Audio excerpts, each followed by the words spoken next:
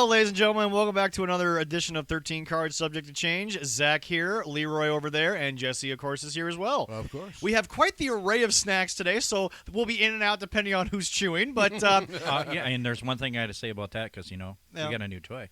Oh, yeah. Yep, Leroy's got a nice little soundboard here. It's going good. If we sound a little off today, folks, it's because I think that the North Dakota game just ended, and Bulldogs did come out on top. Ladies and gentlemen, we are all reeling from the longest game in NCAA college hockey history. Hard to sit used to be another UMD game. Mm-hmm. I'm pretty sure UMD's got like the top three, all of them. They need to. Was that the Bowling Green game that went? I think it might have been the Bowling Green game back in '84. That was when I was. I watched that. So, but here's the thing. Scott Sandlin needs to warn every Bulldog player: you're going to make the tournament if you come here, but you're probably going to go into about 4 overtimes because that's just what we do at the University of Minnesota Duluth. So anyway, and all I have to say about that game and the outcome, it was definitely. Here's the thing.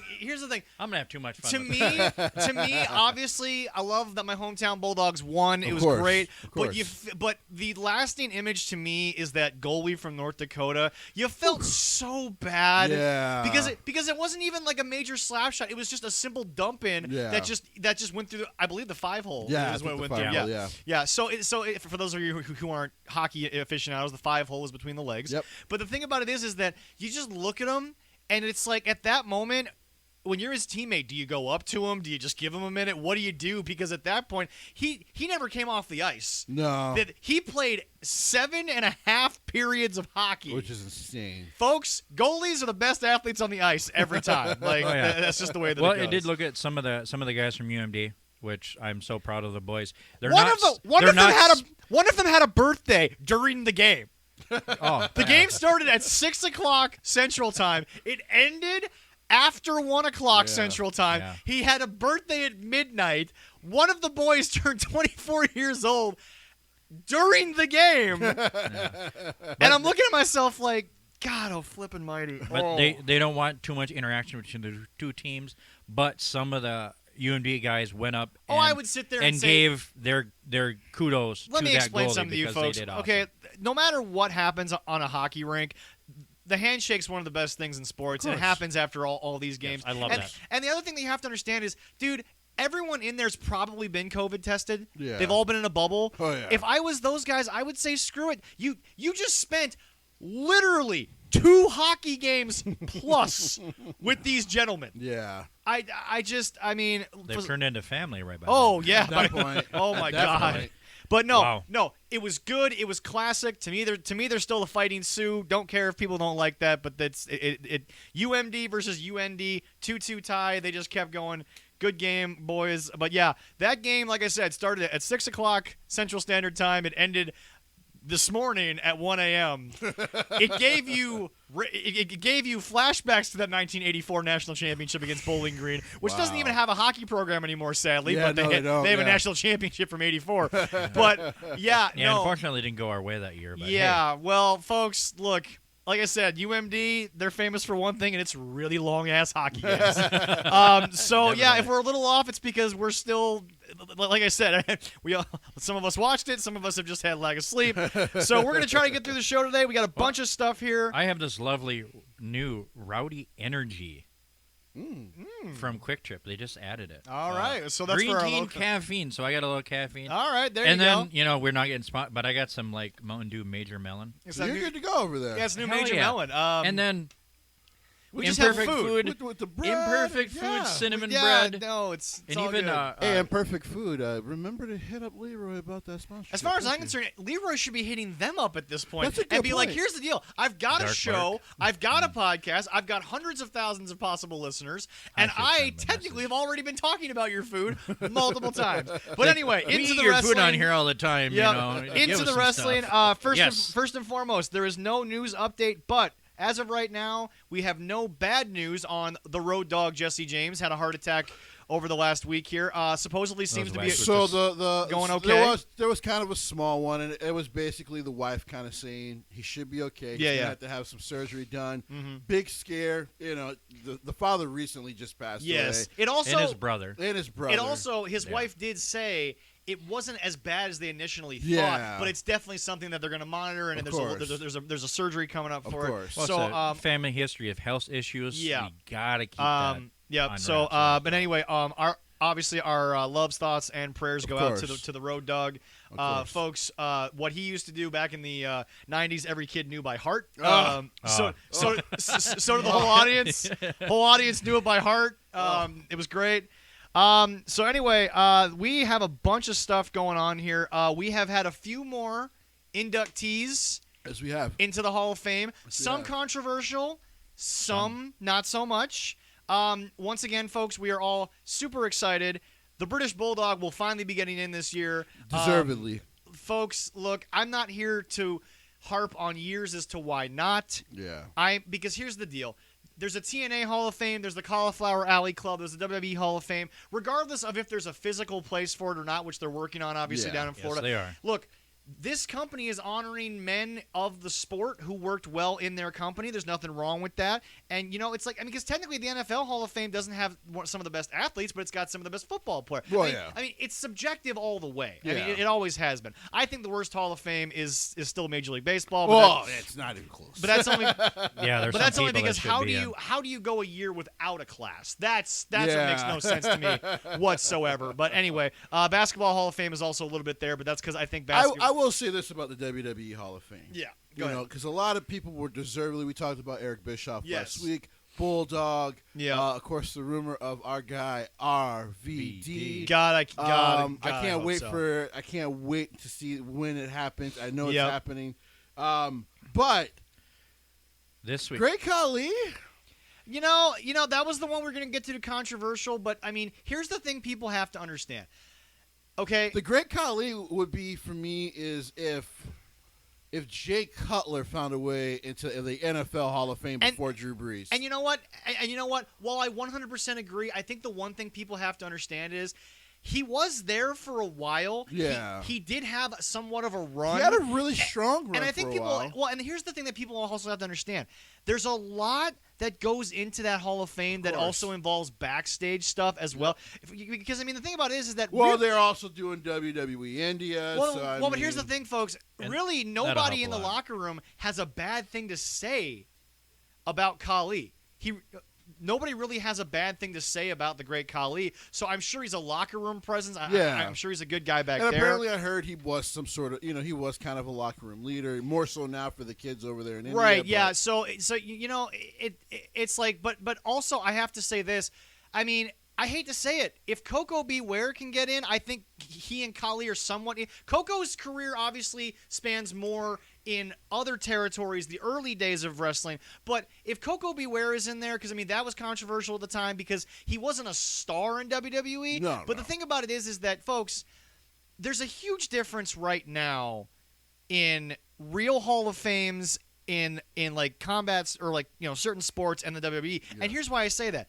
If you get to about 10,000 yards in the NFL, you're a Hall of Famer. 500 home runs, you're a Hall of Famer. Yeah. The problem is that for the WWE, because they always try to get a full class every year. Yeah. But the problem is also the sport.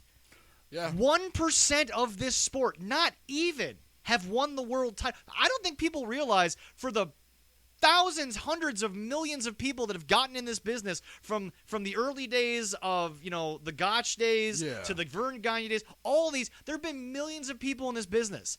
Less than 1% of them have been a world champion. Which is factual, by the way. Yep. I don't know, for him, it was just so odd because I was like, Like, I've always thought, when because we grew up when he kind of came in 2006, 2007. Yeah. I mean, at that point, I was getting ready to graduate high school, but I was still watching at the time. Yeah. And strong presence. And even after his heel run, he had a really cool baby face. With the music, dancing with the kids in the ring after his matches. The kiss cam. The kiss cam stuff. I think, look, I think what you have... To me, what's crazy is his best days were probably just about behind him when he got to WWE. Exactly, yeah. Because he was actually in All Japan, and then he was also in British wrestling for a while. Yeah, exactly. So I mean, And some movies. in some movies, and even more now. When I saw it, I was like, huh. I mean, I guess I think I get it. But the one thing I'll say is this: look, the NFL Hall of Fame has like less than 200 people in it, or sorry, less than 280 people. Yeah. It's like less than 300 now. I think there'll be 290 by the end of this next month. Something like that, yeah. So, but think about the hundreds of thousands of people that have passed through an NFL locker room. Yeah. That is a very small number. The thing about wrestling is your impact isn't always felt because, okay, so we talked about this with Eric Bischoff. Yeah. Is anyone going to look at me and say that Roddy Piper shouldn't be in the Hall of Fame? Is anyone going to argue that? No. That's my point. That's So insane. it's Same like with Jake the Snake Roberts. Well, but that's Who's my going to point. argue about that? belts No. belts don't mean your impact wasn't there. Exactly. Also, I don't think anybody really ever saw Rowdy as needing to be a world champion. Rowdy just kind of carried his Yeah. himself. He was just like The rowdy another one of one. the absolute best. Like you just knew who he was. Exactly. So it's like, look, folks, is it maybe a step down from a bunch of people? Yes, I'm not going to deny that. I mean, when you see Kane getting in there, Kane for 25 years has been one of those ultimate land of giants people that you think of. Yeah. And Glenn Jacobs has been up and down the road with that company for God knows how long. My goodness, I think he just- was with them back in the early '90s before he finally got the King. Exactly. Gimmick in So 97. Yeah, he was a so it's like, look, Dentist. He was a dentist. He was doing some other was doing stuff a with few them. things. But yeah. the truth is, folks, and let's be honest, when you have, let's go back to an NFL Hall of Fame. Yeah. Is Randy Moss going to be one of your headliners? Of course. Of No course. question about it. But there's going to be a couple of guys that, I don't think it was the same year, but Mick Tinglehoff Yeah. finally got in for the Minnesota Vikings. What a bruiser he was back in Oh, his yeah. day. Amazing center. And obviously one of my favorite moments because Fran was up there helping him out. Yeah. And, everything, a lot of love there. But it's like Mick's a great all-time player in football, especially this position. Yeah. Rough position, center. Oh, God, Holy yes. shit. But anyway, The only so time you hear about an offensive lineman in football is when they do something wrong. Yep. But that's the thing, folks, is that, look, there are your headliners, Yeah. and then there's just people to fill out the class. So is Kali going to maybe get a speech? Probably not because of the language barrier, like it's just a situation with that. It sounds like Rajan Singh will do his brother. Right, yeah, will exactly. actually do it for But the him, thing so. about it is, folks, is that, look, you can have an impact in this business without winning. That's how this business is designed. Yeah, pro wrestling. So Ricky the Dragon Steamboat, is Yeah. anyone going to argue against Ricky the Dragon Steamboat? Well, I would anyone? hope- I No. would hope Anybody that not. was not smart. But remember, Ricky and Ric Flair almost as equal in terms of athletic talent ability. Oh, yeah. But Ricky's character was never Rick. People Yeah. got to stop comparing. Rick is not the bar for Hall of Fames. He's the bar for greatness Yeah. for Mount Rushmore. Yeah. But he's not the bar for the Hall of Fame. No. That bar is so much lower because people have to understand something. Even without counting the Mid-South world titles, 16 is still the record. No one's got more than 16 world championships in the game of professional wrestling between Japan, anywhere. Yeah. I mean, I think Okada's already up there. He's got like 8 or 9. Yeah, he's got 8 or 9. So Okada will probably get to 13 before it's all said and done. But Probably, yeah. and that's just because he's working in a time where we can all see him more. Exactly. Did you see when the Undertaker announced the show video? That was wonderful. I It just had to turn away because it actually started crying because Oh. like you forget like they're not blood brothers, but they're basically like brothers at this point after almost 30 years. At this working point, together. how are you It not choked me family? up, too. Seriously. Like I can't spend- I almost couldn't take it. You can't spend 25 years literally at someone's side. And Even- it's crazy because Even when they were on different shows. yeah. And what I- was even crazier to me, what made me choke up more, was like, I think he genuinely probably thought he was never getting in, but the character would be remembered. Right, exactly. Because his reaction, like he was looking at Mark, like, "What are you talking about?" He I was legit- like, yeah, are you serious? Like, are you serious? He legit. Yes, we are. He legit thought it was. Like he thought thought it Mark was a was take on him. joshing him. Yeah. So no, look, look, I will say this. If there's anyone on the basis of wrestling history that deserves it, it's Kane. Glenn Jacobs, Kane. There's no doubt in my mind it just. No, he didn't win a lot of world championships, but you will always remember that character. You will Kane. always remember. Well, forget you'll remember the debut. Yes. Ripping the door off the cell, the lights, Paul Bearer turn. It's just, folks. The man created moments, and that's what Wrestling Hall of Fames are based on, is moments. Yeah. Okay? Now, again, good Ric Flair, in my opinion, moments are the titles. Yeah. That's Ric's thing. Because Ric didn't have moments, he was just an aura. Yeah. Ric's entire career is one giant moment, folks. Like, I mean, we ain't gonna sit here and debate that. Yes. We ain't gonna sit here and debate that. But no, it's just, look. This particular sport, a Hall of Fame, because honestly, I think TNA was early on their Hall of Fame. I don't know why they did it when they started to, because, I mean, they were only around really at a major level for about 5-6 years before they started having a Hall of Fame in there. Interestingly enough, what hurt them the most is they started their Hall of Fame, but they forget they were originally kind of a parent company or not a parent, a child company of the NWA. Exactly. And so, for me, when they originally started their Hall of Fame, I was like, "Oh, you're a bit early, guys. You guys need a little bit more history." Yeah, no. But I got it because they had people like AJ and Abyss. Yeah. Who mostly, for the most part, I mean, people don't realize when AJ came in, he was already in his late 30s. He was. Yeah. Abyss now, who works as a producer backstage for WWE. Yep. But he's in his mid 40s now. Yeah. So, like, those guys have been there for a long, long time. I just look. If I ever see someone who's really not deserving of the Hall of Fame, I will be the first person to stand up and I will preach to whoever listens that this is a bad idea. But I can't argue Coco Beware, and honestly, I can't argue Khali. I'm sorry, I can't. If Dolph Ziggler gets in, man, you want to talk about, like, how obnoxious that guy's going to be. Oh God! Because he's gonna like. I feel like the promo is gonna be. I feel like the real Dolph. Promo, and he's gonna be like. I feel like the real Dolph should have been me. Yeah, exactly. Yeah, no, exactly. Why wasn't me earlier? But, and you're like, oh, you. But yeah, no.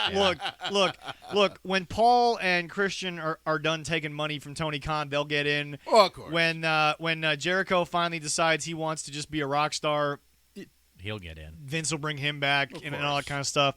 But no, it's just, look, I don't think there's an undeserving person.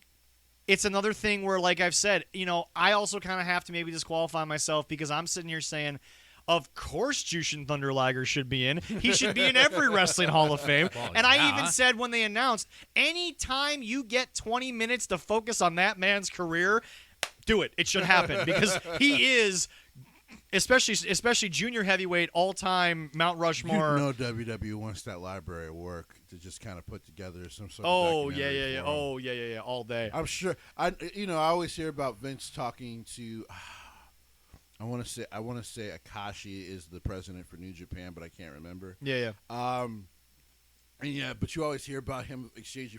I think a part of me, like I tell on the boards, I'm like, I think a part of me believes that he really wants that Jushin Thunder Liger footage. Well, right. And the other thing you have to remember is that New Japan will work with anybody to get on American television. Of course. But I think if they had their pick, they'd pick Vince over Tony. I mean, most of them. I think not only just the wrestlers, but a couple of the executives have made it quite clear, like. They would like to get a working relationship with Vince. But I understand why Vince still does what he does, especially when you're in your older years. You want it to keep going. He does have a working relationship with them, but it's just for, like, the wrestlers maybe they've shared in the past. Yeah, exactly. So, like, whenever AJ stops, and I'm sure he will actually deserve the WWE Hall of Fame, his run, since he's been here for 5 years, has been phenomenal. AJ did say in a ride-along with the Good Brothers when they were still there that he has signed his last wrestling contract. Yeah. AJ, when this one's done, he's not coming back. AJ seems like the kind of guy that when it's time to be done in ring, he's cool. He's fine. He can walk away and have no issue with it.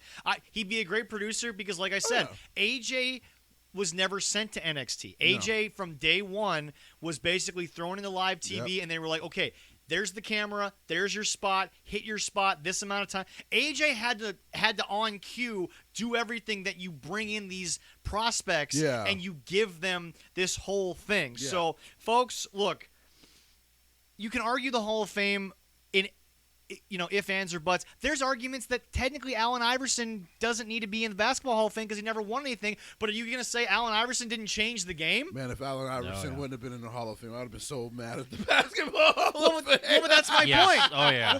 Well, but that's my point. And the other thing that bothers me is, and this is the LeBron Michael thing, is that, well, Michael stopped all these Hall of Famers from getting rings. Well, okay, why are you holding rings against LeBron, but you ain't holding against those Hall of Famers that Michael stopped just because they were beat by Michael? Yeah. It's your era. It's your competition. It's what you got to see. Also, I think it's also things like Jim Cornette recently spoke on the drive-through about somebody saying, would Randy Savage have gotten over in any era? Of course he would have, because Randy got how a match was supposed to go. He did. Randy Savage, forget the athleticism. His matches told stories. Yeah. His matches were exactly what wrestling was supposed to be. Yep. And them promos.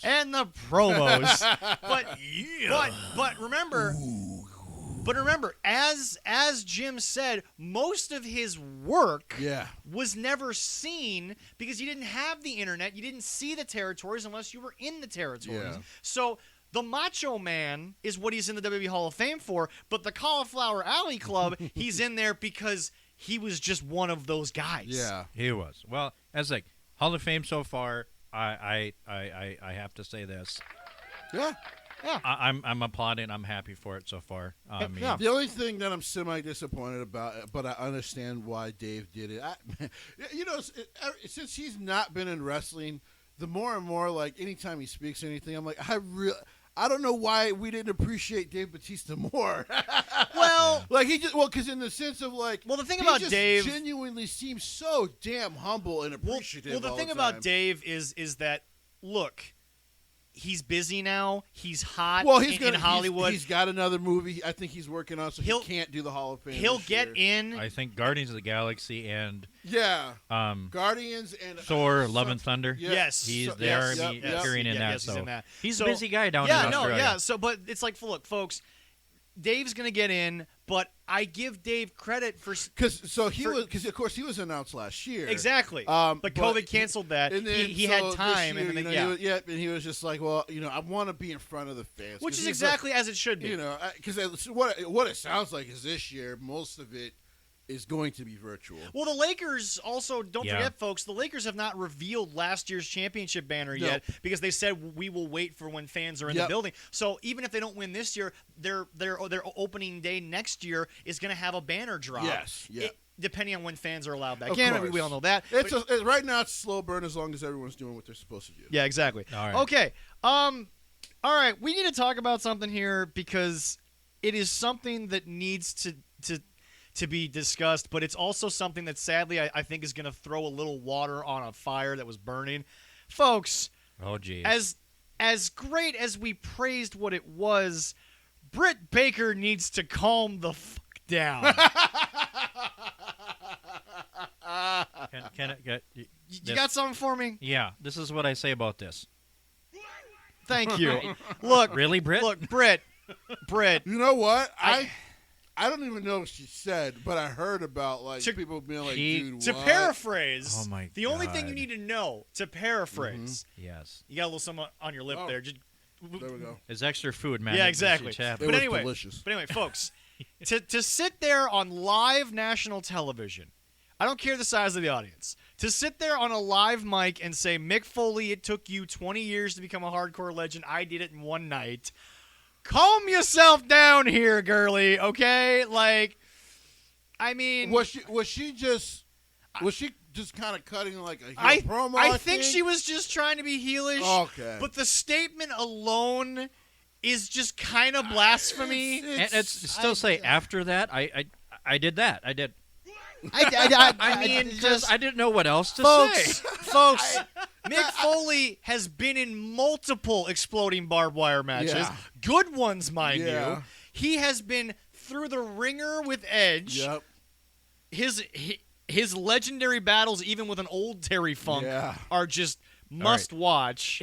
she can talk about being a legend if she gets thrown off a frickin' cage. Oh, folks. Whatever, 50, whatever goddamn feet it 20 was foot high, through a 20 table. foot Folks, high hell in a Folks, cell. I want to point something out. Mick Foley. And if she still is alive after that, then I we just can want to talk. point something out. She did the tax spot, okay? Yeah. I'll give her that. But, folks, Mick Foley would have been an overnight hardcore legend on just the cage match alone Yeah. if he never wrestled another night in his True. life. Which, by the way, physically he probably shouldn't He have. probably should have been done after that. But that one night, Britt, look, that is something that is replayed everywhere. It's on everyone's highlight tape. It's on every Botchamania video of "Don't do this at home."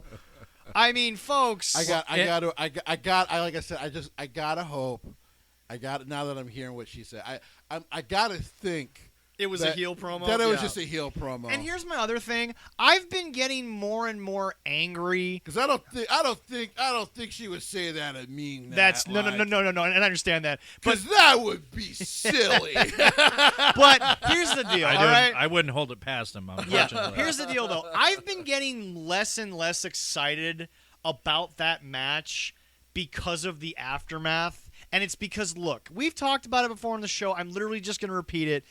WWE always has a camera running. Yeah. We saw Seth make a huge heel move and then go back and hug and kiss Becky. Yeah. Because we all know they're together. Yeah. But they released that like 8 months after it happened. I feel like a year later. Thank you.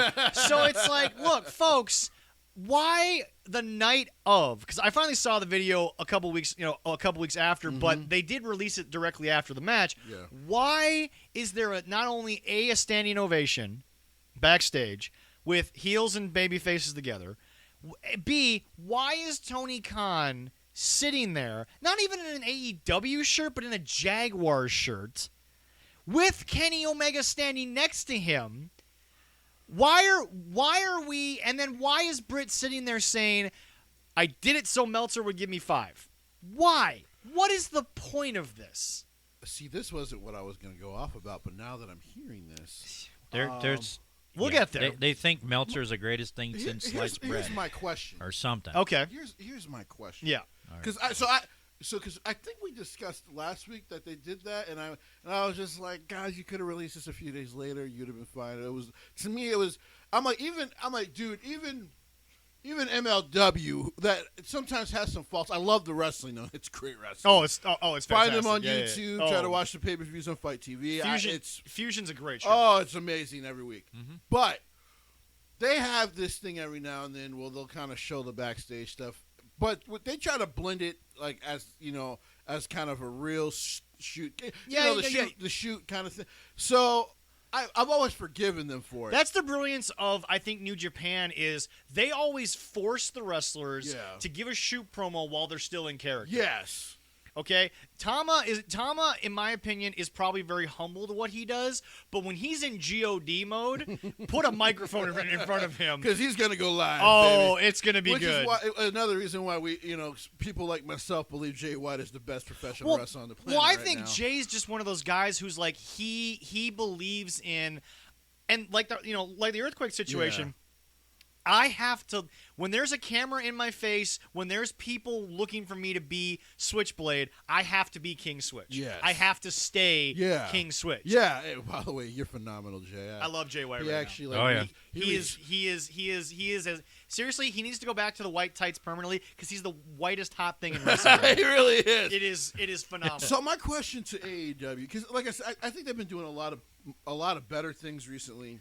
They have. I mean, they have. There's still some deep flaws, but they've been doing better. I've been complimenting a few things they've Yeah. done. There is one Why thing though. show this right after the match, and because let the match simmer. Thank you. Like right now, you have the hottest thing going. If you want WWE to kind of sulk in it a little bit, even though by Friday no one would have cared because everything with Roman Reigns, Daniel Bryan, Oh God, that was amazing. That was still the weekend. Like it doesn't matter anymore. Ladies and gentlemen, We'll get into that soon. Daniel Bryan is putting more work into a final run than I've ever seen any wrestler anyone do. ever do. and it's so good. But anyway, go ahead and finish your thought. So you have this thing where you can let it simmer, okay? And then SmackDown kind of takes over, the headlines fine, then release it on Saturday. Yeah. Let people then see that family Timing. It's all about timing. It's all about timing. Ladies and gentlemen, they released it right after, and it was just like, wait a minute. Ladies and gentlemen, there's about a 2-week period in sports where it's right before NFL free agency, and it's this and that and yada yada, and there's just not much talk about. When does Jerry Jones release everything he does? In about that 2-week period. Yep. Because Jerry is going to steal those headlines for those 2 weeks. He's going to earn a couple more bill on the on that merchandise for them Cowboys. Yep. It's about timing. Yeah. It's about the idea of, okay, I think the best thing they've been doing on WWE Network Peacock right now is they're releasing a lot more authenticness with Beth Phoenix. Yeah. You get to see Beth as not a monster heel type person. You get to see Beth the mom, Beth the wife, all that. Beth the leader for a lot of the young women. And I'm sitting here, I'm like, okay, but when she's now a face commentator, when she's now the loving wife of the comeback kid Adam Copeland, that's fine to put the video out of her. Yeah. But now because it's been so long, I can separate when she was whipping girls across the ring with more power than anybody else. Good old Glamazon. I can remember that in a better way because it's not diluted by what they're doing now. Because remember, she's in a different stage of her life. Yes, she is. People don't realize if you watch Edge's second documentary, the one for the comeback, he got together with Beth essentially that night in Toronto at Edge Appreciation Night. That was kind of the night where he looked at Beth and was like, oh, you had the same trainer. You went to the same gym. You did a lot of the same stuff I did up here. And then they kind of just clicked. Yeah. And then you see Beth also being the mom, but the businesswoman and the fact that, she can get in the ring with her husband because she is a fairly large athlete for a female, and she can whip him around. Yeah. And then, but it's like timing is everything. Yeah. And I feel like, and again, I'm not making a joke about anyone's mental health here, but it just seems like there's a lot of ADHD in what Tony Khan wants to do. It's like, bro, this was my issue, and Leroy and I talked. I don't think you were on the show yet. You and I had this conversation. Fight for the Fallen is a great cause. It is a wonderful idea. You give back to those who have fallen in and their families. All that is great. You did it before you had a live television show. It was your second official pay-per-view. Guys, maybe a bit early to be charitable. I agree. Yeah. Okay, folks, look. It's never too early to do something good and to do something right, but maybe a bit early to do a free show when you're trying to make money when here. you're trying to get your product known before you go on television. And the other problem was that you had Cody and Dustin tagging on a show that was for charity, not a show that was going to build the ratings. Yeah. So it's just, I feel like, again, people can laugh at what Corny says, and I use him a lot because I think he has the ability for us to agree or disagree to what his knowledge says. But don't mean to cut you off. So we were in that group, and it said if you were born in a certain month, you get this manager. Did you get Corny? I got Cornette, and people were like, "Oh, dude, Jay, you got Cornette." I got Corny. January, baby. And unfortunately, my dislike for him showed. I was just like, "So who wants to switch?" I'll take two of them. Right there you go. Having him as my manager. But my point is this. But my point is this: is he definitely does come across as a guy who booked these things in the past, and now he's just getting the opportunity to, and he's just immediately, let's blow everything right there instead of wait even a week. Yeah. One of the number one things that's pissing me off, not even this Brit thing, but folks, one of your best athletes, one of your biggest future stars, even though the age, Scorpio Sky, 3 weeks ago, he won a brass ring for a TNT title shot. Yep. That shot got taken away 3 days later, and he hasn't been on even darker elevation in 2 weeks. So you literally had a match, took one of your brightest stars, and, Jesse, we're honest on the show, a young African-American star. Mm-hmm. You took this guy, and you basically gave him a title shot to take a shot at WWE. It was a joke from the start.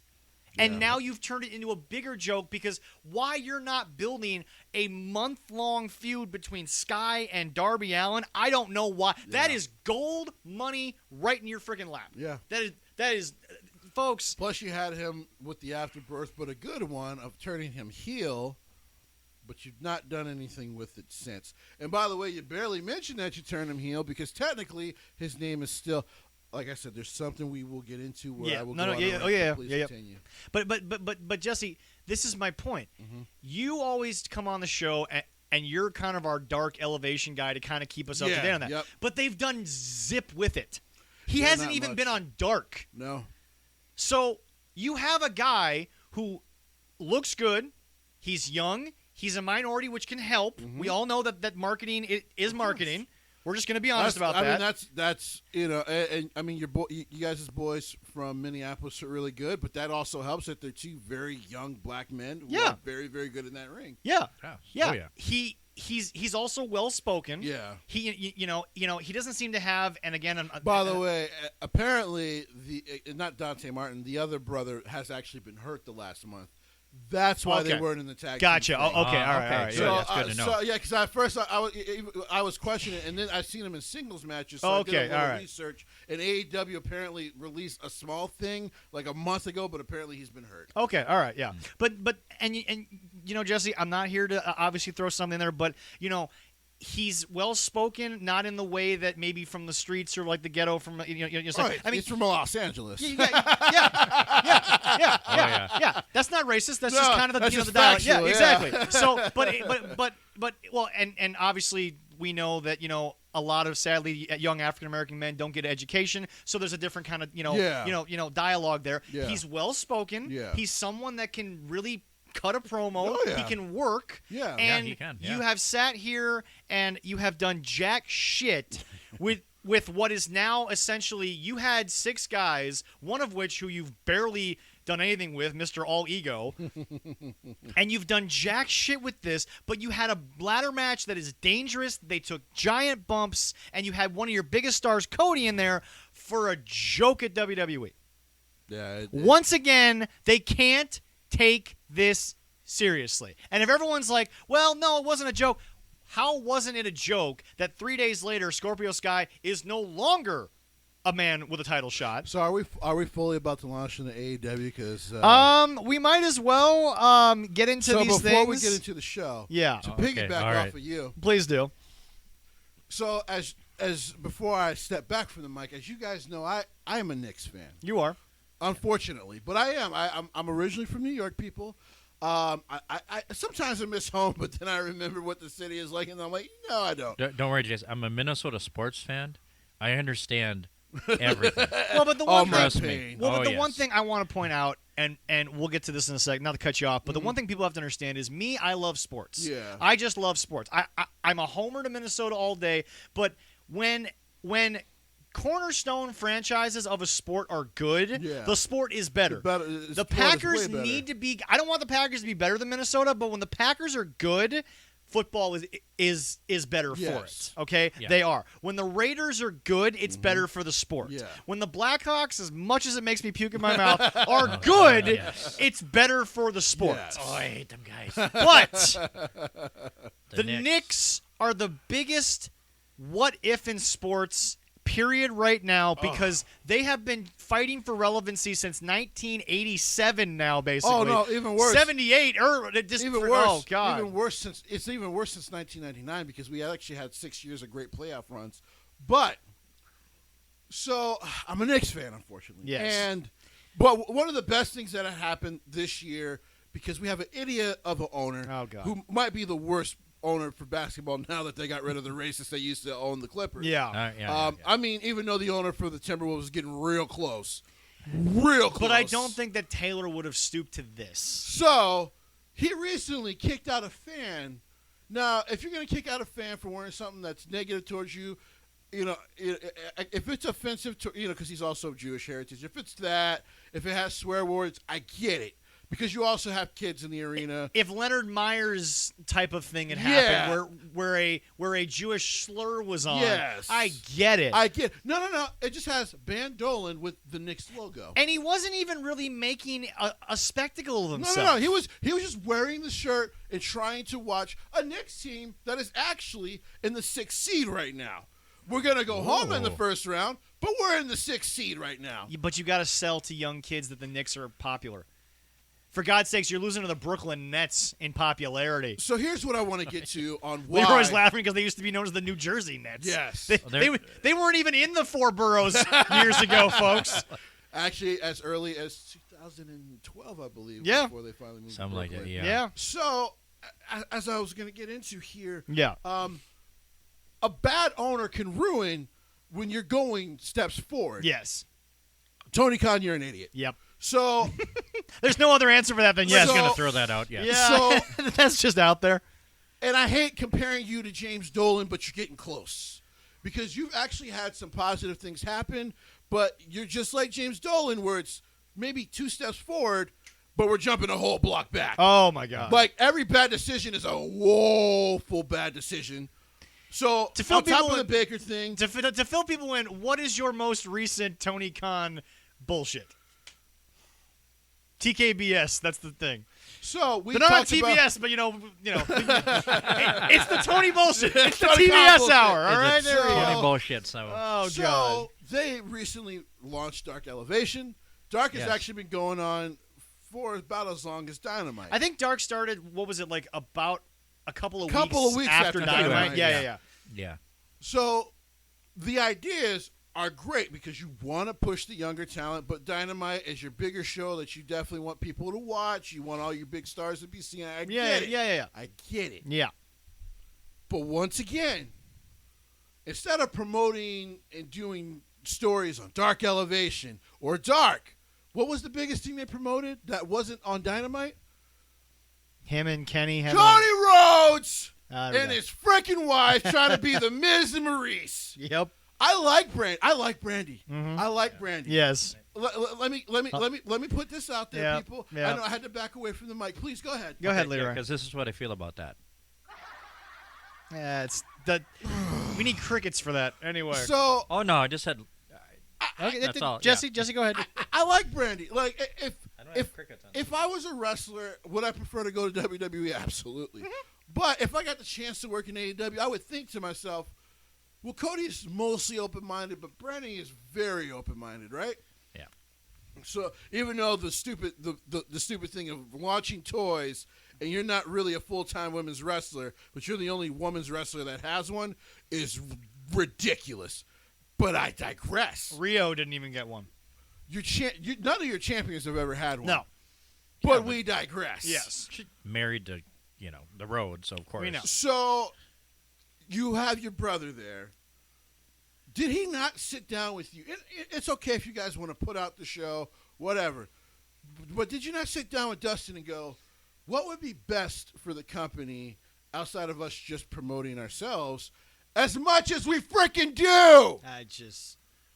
Like, just somebody has to sit somebody down. Stephanie McMahon, lover, hater, she is the chief branding officer. You are the chief brandy officer, and right then and there, you're immediately taking yourself and you're putting yourself below Stephanie. So the first time she said Because at that, least Stephanie's promoting WWE. I was so And not disgusted. totally yourself. Yeah. Because it's like, dude, you're an impactful black woman in a powerful position. She is. And yes, it sounds cute to say with your friends. If we were all hanging out talking and you were like, well, I'm the chief branding officer, we would have a chuckle. Even though in the back of my head I would think you're an idiot. Whatever. But don't then He digresses. put it on your marquee. It's probably on their business card, too, honestly. All I'm saying And is t-shirts? if when I don't know. the problem, the biggest problems with this company, and what's worse, and this is why I gave it the Knicks comparison, Yeah. is that there's good wrestling people there. Yeah. Dustin, the coach, Arn Anderson, Arn Anderson, yeah. Tully.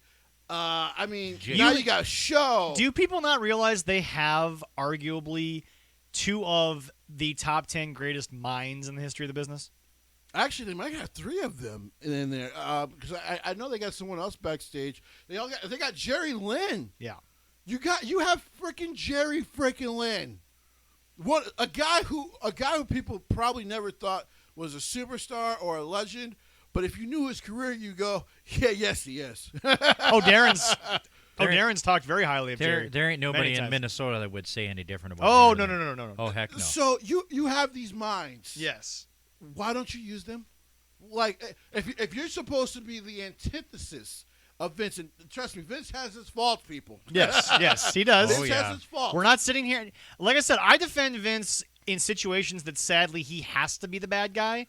But I will. I will also rip Vince when he screws up. Like I'll say this. I'll just say this to defend Tony Khan, even though he's gonna have to cut Joey Janela at some point soon, because right now he's a waste of space. Kim Sabian's gonna have to go too. I'm sure they'll keep his little girl, and that's fine. She's a great little mid-carder for their women's division. Yeah. Abby mid-card. Mid-carder. Mid. Not Mid-carder. Not mid-carder. At best, mid. Maybe. So, itty-bitty midi committee.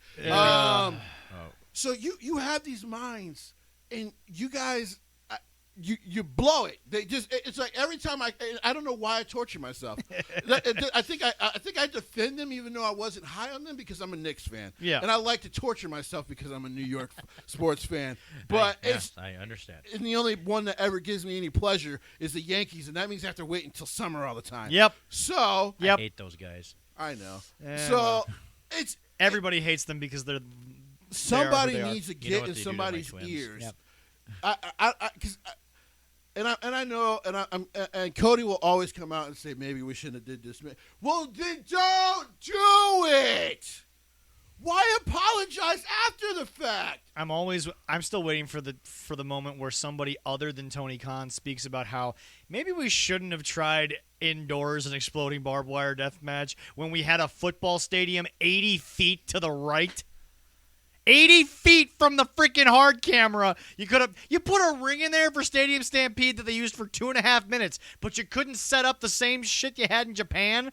Cody, Kenny, somebody, who the hell didn't realize that the Jaguars are not playing tomorrow? Well, the explosive experts probably told them, it'll be all right over here, it'll be good. Then fire them! And they listened to him. Then fire them! Your first thought, he's absolutely right. Your first thought should have been, hey, I got to talk to my dad because we need to do this in the damn football stadium. Well, Dad already allowed the Stadium Stampede. Why wouldn't he allow this? Because he'd be like, it's a spectacle I want people to watch. It'll make me more money. Go for it, son. And somebody sitting inside the stadium would see it. Maybe. Yeah. Well, because they would just move the fans into the stadium. Yeah. But all I'm saying is it's 2 steps forward with AEW. Yeah. And then a whole damn block 7 back. steps back. Yeah, it's got to be. That's just. But this is my point, folks. When you look at and no one wants to watch your stupid ass reality show. Here's the thing. really. Miz and Mrs., in my personal opinion, is one of the few reality shows where I'm going to be honest, I think it's as genuine as you can get for a reality show. We all know there's a script involved. We all know that. But I've gotten the chance to meet Mike a couple times, so I know Mike is a genuinely good dude. And I think that Maurice is just a girl who came from France. Yeah. Canada. Quebec. Yeah, Quebec. Who came to the United States, didn't know a lick of English, and she's a mom now. Yeah. She's who she is, and that's her family. Like, I mean, look, my biggest problem here is that Cody has tried so hard. I don't mean to interrupt you. No, please go ahead. Well, like, look what reality TV did for the Bellas. You know why it worked for them? They were terrible wrestlers. They sucked. I mean, Nikki's okay, but I mean, Brie. Oh my God. I mean, we talk about Nia Jax being the botch queen. I got to be fair to Nia. She's not as bad as Brie. And apparently the rumor is that they're bringing them back for a couple matches in the summer. Whatever. Well, at least they look good. I give them that. Folks, look, here's the deal. Well, if John Cena says no to you, how good do you actually look? Well, maybe she's not doing something that John Cena wants. You can't see me. Anyway. But no. I wanted to go there, but please go. Anyway. He's the dirty old bastard on the show for a reason, folks. But You're welcome. But that's my point, is that once again we have on our list almost every week AEW versus NXT. If you just get off your WWE hate train for Yes, 5 minutes please. and you go watch NXT, yes, I understand Jim Cornette stopped reviewing it because there was a period where they were kind of meh. Yeah. And I'm not denying that. It was shortly after the Bash. They just kind of went through a lull because a bunch of people got called up. They got moved around, all that kind of stuff. And then some people eventually got sent down, so Right. they were just kind of playing with different storylines. But it's just like, folks, if you go back and you watch NXT from just this past Wednesday, every single segment felt like you were promoting Night 2 main event of their upcoming pay-per-view. Yes. We'll get into the actual pay-per-view here in a second, but folks, when you have a scenario where Jordan Devlin and Santos Escobar get their stuff in, and I'm not saying shit because it wasn't shit. It was actually good. Yeah. When they get their stuff in, Brian's been a bit better now that he's going to the face side, but we'll get to that. yeah, exactly. But no, it's just I watched two guys promote themselves, promote this match, and then out of nowhere, the stipulation gets added because Shawn Michaels' music hits, which was a complete surprise. That was a shock. Nobody saw that happening. I did not see that happening. And he just walks down to the ring, and he doesn't try to be the Heartbreak Kid. No. He's not old Doesn't Shawn say Michaels. anything. He just he goes under the ring, he grabs a ladder, he slides it in, and then those two just do their thing. Like, folks, that made the Cruiserweight unification match seem like it was going to be Night 2 main event. No kidding. It was phenomenal. Then you go to another segment. Cross and Balor been doing great. Oh, yeah. They're ready for the spotlight. Can't wait for it. The tag team title situation, I'm intrigued because MSK gets to come back. Yeah. The Grizzled Young Veterans are there. Yeah. And who's the third team in there, Leroy? Oh. Shit. You have the list around here, don't you? I don't know if it said it on there, did it? Let's see here. Because Oh, yes. Okay, the third team. MSK, Grizzled Young Veterans, Legado del Fantasma. Okay, yeah. So 3 Yeah. wonderful, very deserving But then you teams. go to Because what is it? Night 1, they're doing the number 1 contenders match, and then night 2, they're doing the championship match? No. It's a triple threat match right away for the titles. And then No, what you're thinking of is they're having the Gauntlet Eliminator thing on night 1 to face Johnny Gargano on night 2. That's right. But we'll get to that, Leroy. Hang on. We'll get to it. I know. I just I have night 1 and night 2 broke down for both. Perfect. Oh, Teaser. okay. Both Teaser. WrestleMania and NXT. Nice. But then we So go far. to the women's side of NXT. Ooh. Oh my god. Io The Shirai. best women's division Io in the United Shirai States. looks like a champion. She's being brought across as a champion, and Raquel is looking like a star. Yes, Sorry, she is. Dakota. Once again, you're gonna be left behind because you got put with a star. Yeah. She has taken over. She's great. I want to point out that the NXT Women's Tag Team title belts, they're real. Yeah. They're young, but they're real. I'm enjoying that going there. And they're building it once again.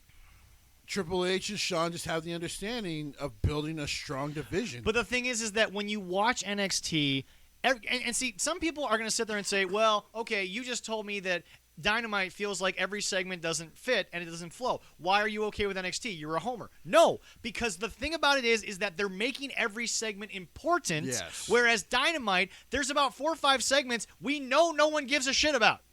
Uh-huh. Let me defend you on that. Can I ask one quick question go for before it. we go on? How the hell does 1 week, literally 2 weeks ago, how does Cody Rhodes and Penta El Cerro go from doing their shtick to the next week? It's the it's the Lucha Brothers back together. It's not Pac and Fenix. It's the Lucha Brothers back together Because Pac apparently had a small injury. versus the Bucks. Okay, the title shot's happening. Wait a sec. You're the guys who don't care if you put shit off for 6 weeks. Why not wait till Pac's healthy, then have the Death Triangle match? But it's like, guys, you are literally throwing shit at the wall to see if it sticks. NXT is throwing shit at the wall, and it's sticking there all day. Well, it's not that they're throwing shit at the wall. It's that they've. Right now, to me, what DX is. Because I hate to say it, but it's DX winning NXT. Yeah. I bet you Vince never thought that those words would come out of his mouth. Yeah, right. Right. A group, by the way, if you go watch the old documentaries, he was against. Yep, very much so. It changed the landscape of what he was doing. But Triple H and Shawn have the understanding of storyboards. Let's put it together, and as long as it's working, we're going to keep going because we're going to plan this out. It's also proof that you can in only 2 weeks promote a 2-night pay-per-view. Yes, you can. Everyone said it didn't feel like WrestleMania season. I still think that's more of a COVID hangover. Well, I think the worst part of that really is just the fact that Vince needs to get rid of the second pay-per-view before Mania. I agree. Fastlane didn't need to happen. It was actually good. I enjoyed a lot of it, thought but, it was an all right but I show, agree. But I agree it wasn't needed. We will discuss that. Yeah. But anyway, no, folks. If you are looking at me and you are telling me to just talk to your hand, which is quote unquote talk to the ratings, you're not watching the shows. No. And let me repeat my statement. You're not watching the shows. Plural. I watch NXT because that's what Allison wants to watch on Wednesday night, which is fine. It's I'm outvoted because she is the lady of the house. I'm outvoted. She has 2 votes. I have 0. Anyway, that is correct. Yes, sir. exactly. Anyway, Get used to it. I'm fine. It's been 4 years. I'm good. But folks, I go back and I watch Dynamite, and some people say watch Dynamite first, then NXT. I don't think it's going to change. But I don't think it's going to change because here's the deal. I am sitting here and I watch NXT and it feels like a show that the commentators are at least in on what's going on. Are. They're able to transition from point to point. The picture-in-picture isn't... Boy, I got to admit, I was so unsure when they brought Beth Phoenix and Wade Barrett on together because I'm like, I've never known these two to actually know each other and have any chemistry. But damn, does it work. Their chemistry together is phenomenal. Wade Barrett is sitting there saying, I'm doing one of the heels gimmick things in my mirror at home. I'm like, Wade, what are you doing? But okay, we're gonna move on from that. He's one of the best heel defending commentary since Jerry in his prime. Like he's very, very good. It was actually I think he said he did the LA Knight thing in his bathroom mirror. Oh, that's funny. And by the way, LA Knight is not buried just because in the second week he lost to Bronson Reed. They're building a feud. Yes, not to mention the fact, folks, Bronson Reed is a giant. LA Knight has to heal his way to conquer the giant. And to be fair, for those of you, Reed has technically been a part of not just the North American title picture, but the NXT title picture. Yeah, exactly. So he's not losing to a guy. I'm not giving a spoiler alert because this is a movie from basically 1968. Kong versus Godzilla comes out in 3 days. Okay, yes. Folks, I want to point something out. The heel has to work his way up to fight the giant. The heel is technically Godzilla, but he's being controlled by Mecha Godzilla because. Sorry, spoiler, guys. It was in the preview. They're remaking. I was about to say they kind of gave the movie away. Who cares? They're remaking a movie from 1968. I've got the original version. I'm still gonna go see it in theaters. And the one from 68 was awesome. Yeah, I loved it. It was either 68 or 58, but all I know is, folks, it's been about 50 years since the first movie. It's the same basic premise, but anyway, my point is that Godzilla has to find a way to overtake Kong, even though Kong's the good guy. Yeah. LA Knight has to find a way to take out the good guy, Bronson Reed. Yeah. So, folks, there's something there. It's not buried after one night, okay? That's not how that works. Also, Eli Drake has never been a guy that we've associated with. He is built up because of wins. He's built up because he talks. Yeah. He's built up because he makes you hate him. That's his job. Yeah. But anyway. Well, he's one of the best. You can't look at these two shows and tell me that Dynamite is a better show to watch cover to cover than NXT. You can't. And if you do, then guess what? Like I said, you're not watching the shows. You're just telling me that the ratings don't prove jack. No. Okay? This means that more of you are willing to watch AEW. Yeah, basically. The original 1962. Okay. Thank you. Thank you. But also, can I point something out? Ratings, we'll go back to football for a second. Ratings don't necessarily mean that the Dallas Cowboys are the best team in football. It just means people want to watch the Dallas Cowboys. Sorry, Cowboy fans, and your future 8-8 seasons and your non-championships. 8-9. Oh, that's right. There's 17 games. We're adding now. a 17th game, 8 and 9. I'll be generous. Your future 9-8 seasons and you're not making the playoffs. All right. But anyway. I just like watching the cheerleaders. There you go. They aren't even there they're anymore. They're not even on the screen. They have their own show. That's did. true. That's So true. I like watching the cheerleaders. Like I said, Jerry will make money anywhere. But folks, I don't blame him at all. but folks, you are trying to explain to me that numbers can lie. They can. Yeah, they can. Okay? Here's the deal. In sports, you could have a team that you could have a terrible offense but still have a winning record because, okay, stats at the end of the year determine what ranking your offense is. Yeah. But you can have one game where you're against a bad defense and you put up 50. Mm-hmm. You could have 8 games of good defenses and only put up 10 a game. Sadly, that 50 is still going to count at the end of the year to show you had a good year. Yeah. But, folks, numbers can lie. Numbers don't lie is not always fact. Exactly. But at the end of the day, and not to mention the fact, folks, your numbers don't go up that often. No. NXT, when they move to Tuesdays, I think is going to skyrocket. I told you guys it's going to surpass Raw, and people are going to be like, damn.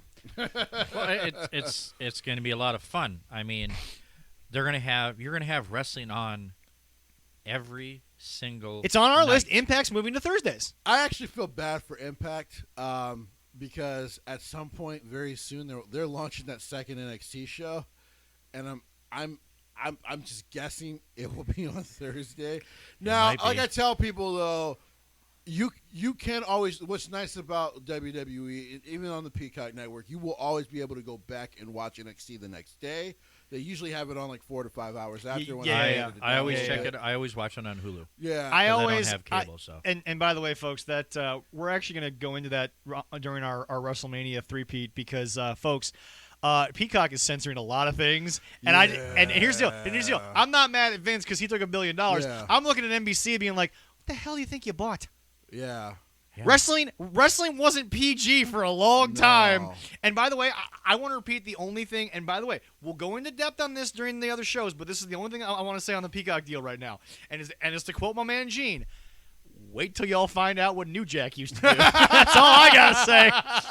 Yeah, he did post that. Yeah. Wait I did until New chuckle. Jack gets into that. Can you imagine the intern that has to scan all of the New Jack footage and be like, well, New Jack's just off the Peacock Network. We're going to move on from that. But we'll go into it later. We'll do go it into it later. Add a disclaimer. Yep.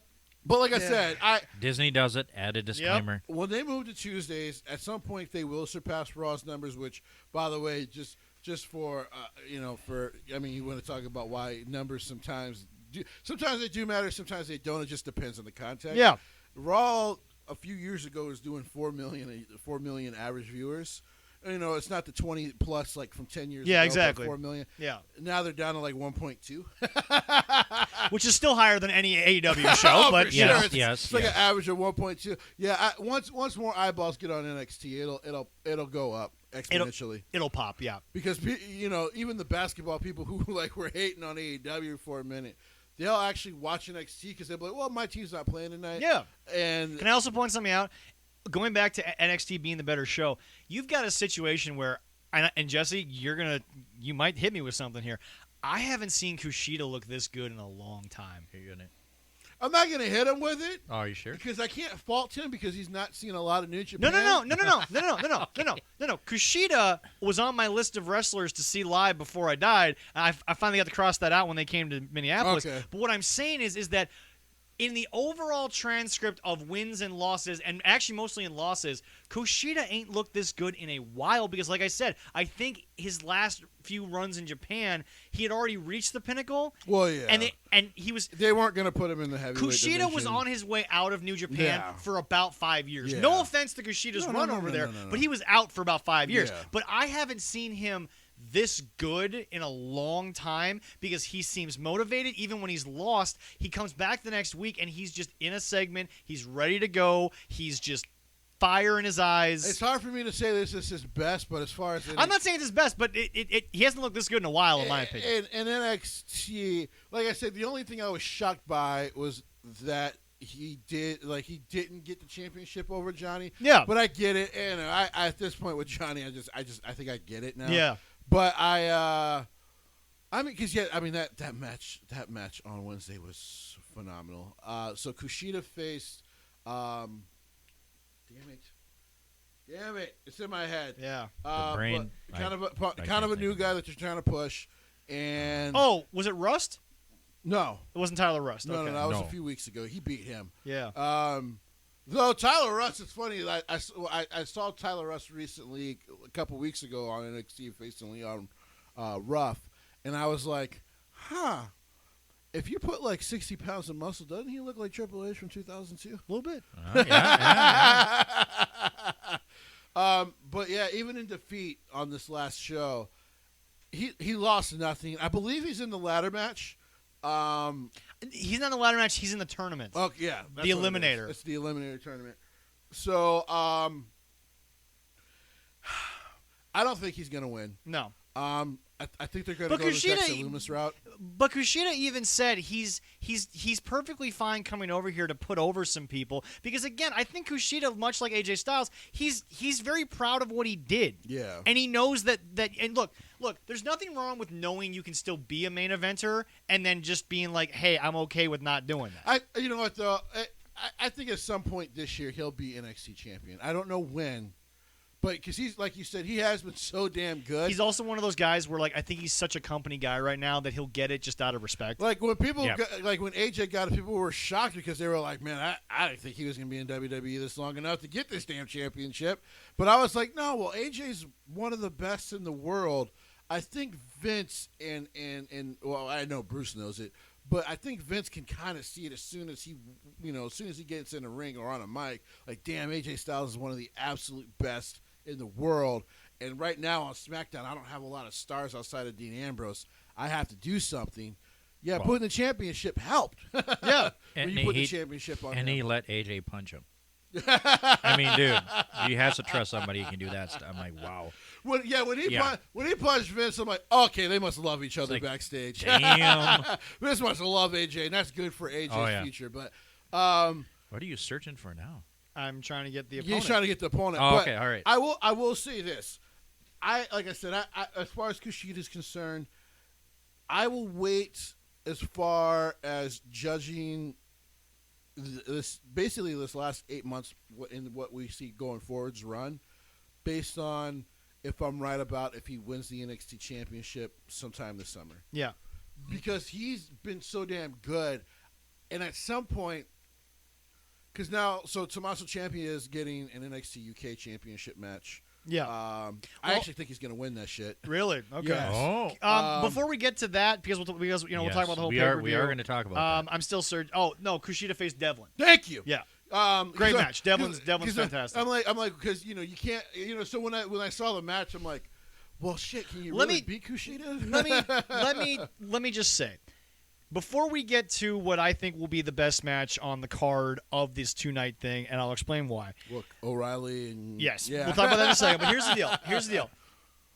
That, like I said, Sean set up the ladder match great. Raquel's great. NXT had a great show. Back to your point here, Tommaso versus Volter.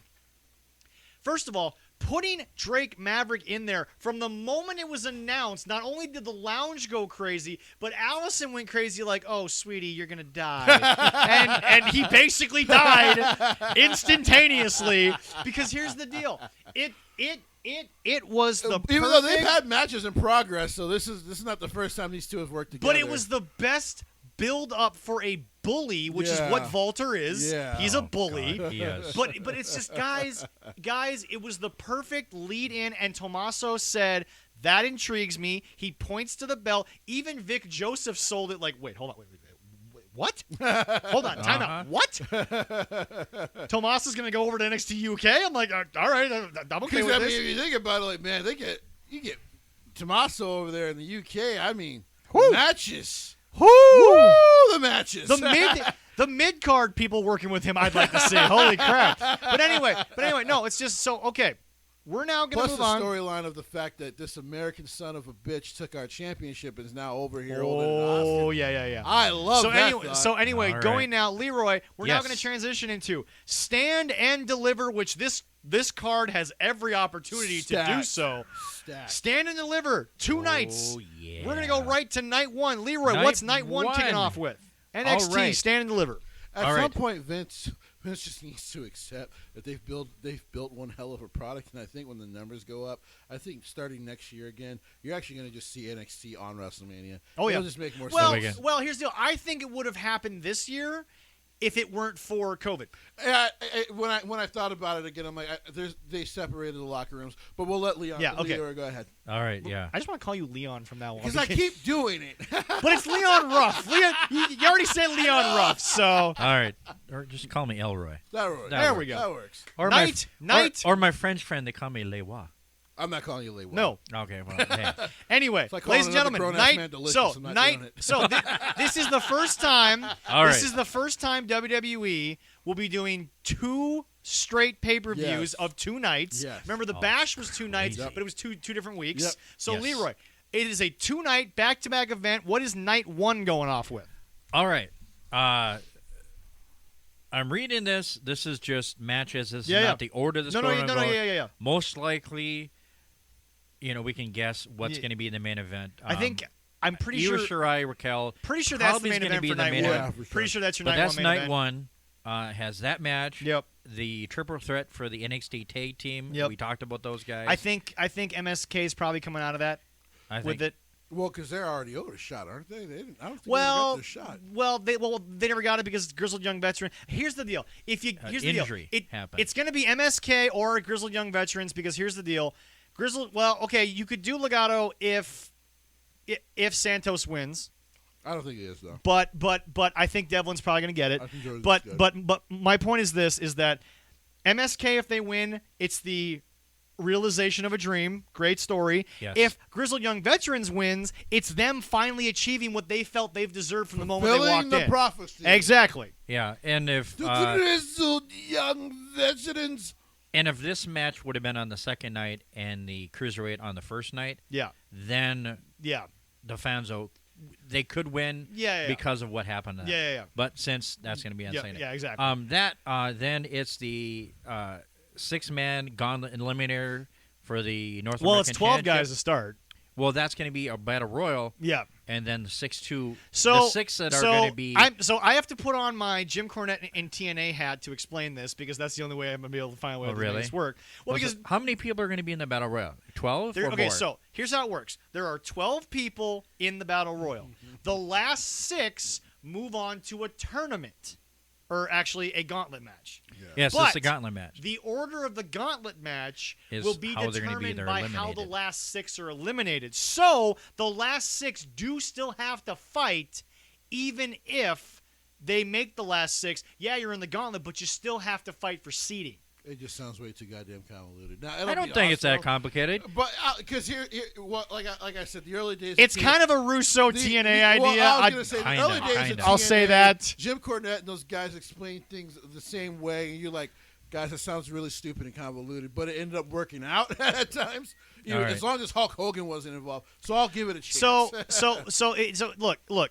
I think it makes the Battle Royal just as important as the Gauntlet match Yes. because remember, okay, you're the last 6. Cool. You're fighting, later To be on. number 1. But here's the deal.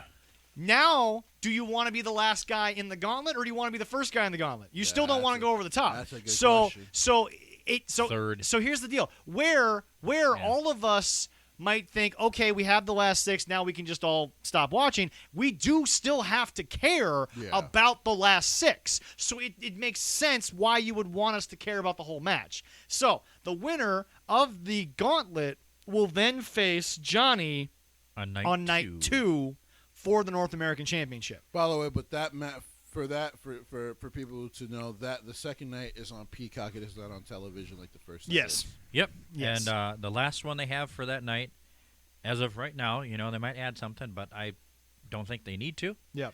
is Walter and Ciampa for the title. So That it's- match is going to be great. It's gonna be great. It's going to be hard hitting. It's going to hurt. I think we're in for one hell of a shocker. I believe that Tommaso Ciampa is going to become the NXT United Kingdom champion I know it sounds crazy. I know it sounds insane. He's talked about being here with his family. Well, guess what? It's still NXT. So for the most part, he can still be with his family. Well, but here's the deal. They would probably one of two things could happen here. You could either Plus, those shows are usually taped at least a week or two ahead. Yeah, exactly. Of time, so. What would end up happening to me is Ciampa would pull a Walter opposite, and he would do a tour in the UK, but he wouldn't move to the UK. Yeah. Or it's a situation where he takes it off of Walter, and then the remaining time that Walter has in the United States, he somehow gets it back. Yeah. Just saying that's also a possibility there. But no, night one is a night that is going to intrigue me. I'm extremely excited for it. I can't wait to watch. I mean, shit, we thought Walter and Dragunov was hard hitting. Oh God, boys, y'all, ladies and gentlemen, I don't Okay. think you understand That Ciampa and Walter. the first This night, man used to be called the Sicilian Psycho for a reason. This is gonna be good. night one is this. yeah. Yes. Now Night night two, which is just a First of all 12 guys in that match, the Battle Royal, could have a great match with Johnny. Just throwing it out there. Yeah. Definitely. And when that's going to be? Is that going to be this Wednesday or next Wednesday? I think it's this Wednesday because WrestleMania is next. No. Next Wednesday. Yeah. That's Next all. Wednesday? That's all the week right before WrestleMania. Yeah. It would be the week. Okay. So we have one more go home NXT. one more, and then they're going to do that. All right. Yeah. All right. We'll double check, but we'll have to talk about that. All right. Night 2. Oh boy. All right. It's gonna be good. It's getting some Wrestle Kingdom vibes in here. Oh my God. It's gonna be good. All right. I said this is not Yeah. in the order it's going to be. It's No. just the way it was printed on Wikipedia. Yep. First match that was announced: Finn and Karrion Kross. It's been sold. Oh my God. It's been built. It's amazing. I love it. Scarlett is this very unique thing Hot. built into it. You ODB.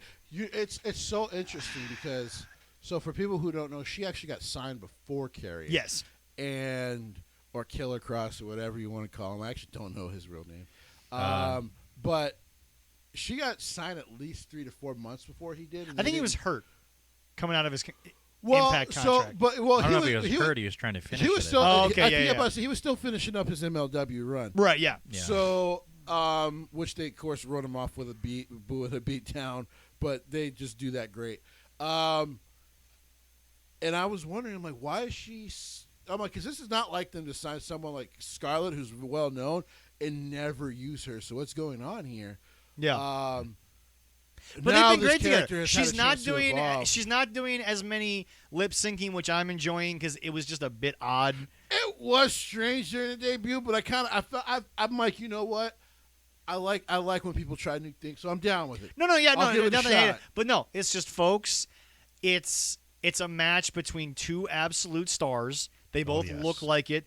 They both come off as stars. And Question Finn, for you two. And Finn has been just If phenomenal. you had to put money on it, because Finn has been so damn good as champion, does Karrion Kross take his first L here? If I had to put money, I think I'm going Cross. He's not going to lose. Finn's not going to lose, or So Cross? No, Kross isn't gonna if lose. if we were betting men, and someone said, Put your money on the table. "Put your money on the table, Yeah. and I'll double it for your winner," Mm-hmm. I actually think Karrion's taking his first L here. Really?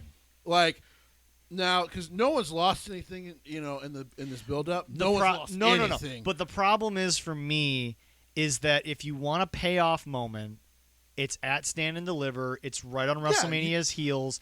And look, I hate to say it, Finn is in that awkward position of when you beat everybody, there's no one left to beat. And so it doesn't become believable that Finn's all of a sudden going to lose to Kyle if Kyle comes out of the unsanctioned. Here's the thing, though. If he loses the championship, yes, you can continue the feud until the next pay-per-view, right? Okay. But then at that point, you almost assume Karrion retains. What does he do then? again, I don't know. again. Like, because if he's not getting you're another asking me- call up to get a proper run, But you're giving me. But what you're doing is you're telling me to put my money on this one Yeah. match. I'm going Cross Me too. because man, they still I don't- have the plans what they were going to do with Cross before he got hurt. So True. That's true. And then Yeah. Scarlett, hate to see her go, but love to watch her leave. Yeah. I think she'll actually start. You'll start seeing her in action in the women's singles division. in those more, too. 9-inch stiletto boots too. Holy shit. I hope Oh, I hope they make her wear like the boots just look long with their actual wrestling. Yeah. Boots. No, dangerous thing is to do to yourself, ladies. Don't do that to yourself. Yeah, don't do that. I'd see her walk in. I'd be like, I do have to grab a cigarette there. I'm done. All right. Next match, you old bastard. Hey, do you blame me? Not really. No. Yeah, there you go.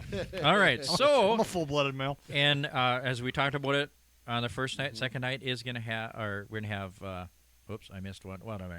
The Johnny Gargano NXT title match Like I said, that night. any of those guys can put on a good It'll match be with great. Johnny. Oh, Johnny is playing this perfectly. He's been great as a heel. I will say this because, by the way, people, I predicted Edge turning heel. I predicted it on the show. Go You listen did. to 2 episodes ago. You I did. totally You predicted did. that. You did. I am predicting here that if Dexter Lumis wins this whole thing, he's taking that title. I think- I believe so. I That think- put on him. I That'd be think. wonderful. I think now's the time. Yep. Like, Yeah, it- definitely. you know, because so far they haven't put him against the main champion. Now he's been in the picture before, Yeah, but they have not put No, him no. against the No, NXT no. champion. No. They're putting this title on him. Yep. 'Cause he was, I think the last time he was in there, he was injured too. Yeah. Yeah. Which was unfortunate. Yeah. Then Because it's apparently their plans were to have him win that ladder match. Yes. uh-huh. Yes. That's what I read as well. What All else right. we got? Adam Cole and Kyra Lee. Hey. Wait, hold on. Unsanctioned- Say his name again, sir. Adam Cole. Baby! Thank You're you. right, sorry. All right. And First Kyle and O'Reilly, foremost, unsanctioned match. Damn. if you all can have a brass ring, I'm gonna take a pot shot.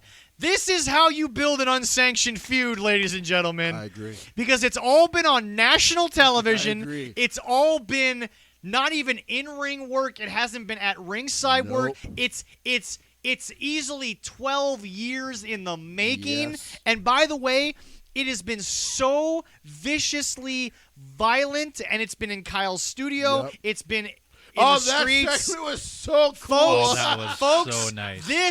This has made me forget about the ROH wars. Not that I don't dislike And them. by the way, what's even better about this is it also ties back into Pat McAfee, Yep. who now looks like he was right the whole He looks damn like time. a prophet. Like he said, listen, Adam Cole's an a-hole, and Yep. you can't trust him. Yep. And oh my God, he was absolutely right. Apparently, I love this. This has been one of the best That- blood feuds in nothing- WWE no, to me no- since Triple H and Yes. Shawn Michaels. Yes. Now, by the way, you yourself said Mm-hmm. there was an actual decent build Yes. to the situation involving Thunder Rosa and Yes. and Yes. Britt. But again, this is how you're supposed to I do it agree. when you have a nationally I syndicated agree. television show. I agree. You build it in front of the live camera, agree. not the camera that's recording on YouTube. Yep, I agree. I agree. This feud, and by the way, I don't see a fault in it. no. Roddy looks like he's going to get something out of it, Yep. which is great for Roddy because I think Roddy deserves a chance to kind of break away. Yeah. Bobby's going to be fine when he comes back because Bobby's just Bobby. Yeah. Bobby's going to be a great enhancement talent when he Yeah. comes back. He's going to be, he's going to be all of these things. And I almost assume that he'll be by Kyle O'Reilly's side when he comes Probably, back. yeah. I don't know if they'll do a lot of tag team stuff, but he'll be by his side at the minimal. So Right. yeah, like I said, it shouldn't be too.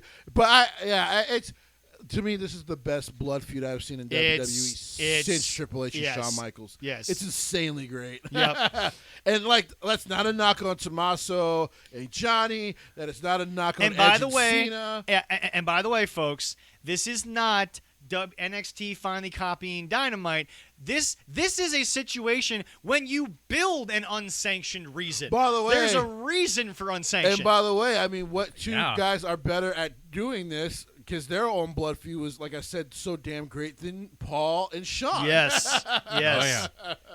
But no. It's just this match deserves the proper build from us. And even if it's a bunch of repeats, This is how it's done, Dynamite. Yes. Okay?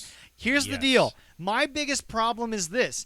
You keep telling me unsanctioned, lights out, blah, blah, blah, but there's no reason for it. No.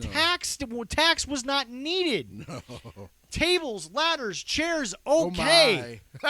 I don't Oh, care. I like that. Okay. But folks, the fact of the matter is that Thunder Rosa and Britt Baker could have just as easily had a situation where, ladies and gentlemen, it's just a hardcore fight. I agree. That's all it is. I agree. But for crying out loud, you're sitting here and telling me that we have to go unsanctioned? Yeah. It just has to be an unsanctioned situation. What are we doing? Why are we? And by the way, you've used the lights out thing too much. They just have. You've taken the special And out what of bothers that. me the most is that Jim Ross says it's the first lights out match in AEW Dynamite history, which was fine. JR was correct. Yeah. Yep. But it's like, guys, you still talk about the Moxley Omega lights out. Lights out at this point has just become another stipulation. That's all.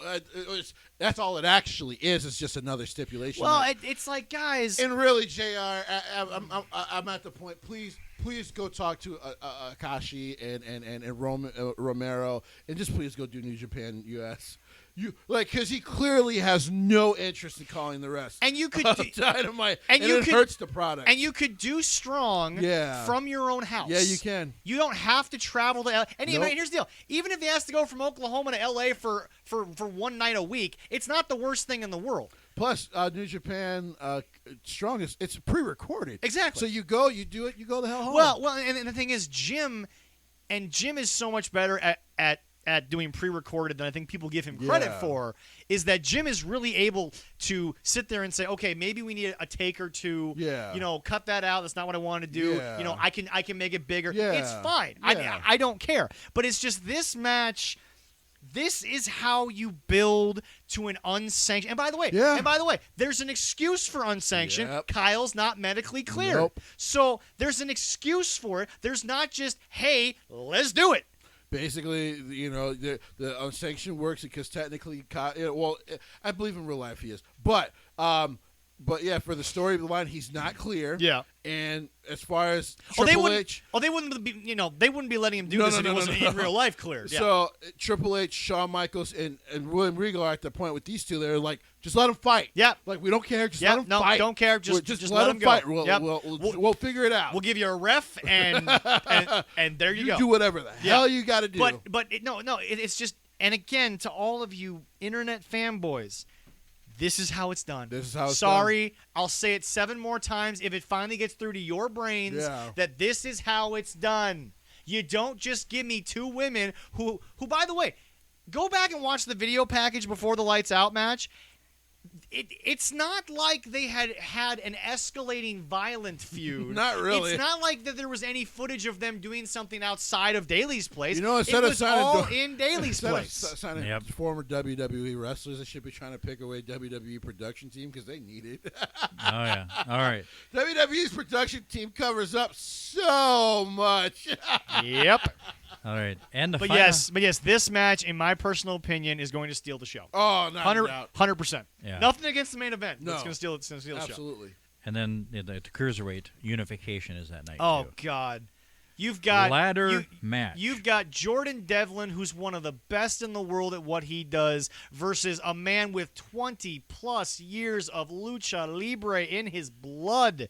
Not just a guy who went down there and ingratiated himself in it. He is born and bred Yes, he lucha is. libre. Comes from a wrestling family down there.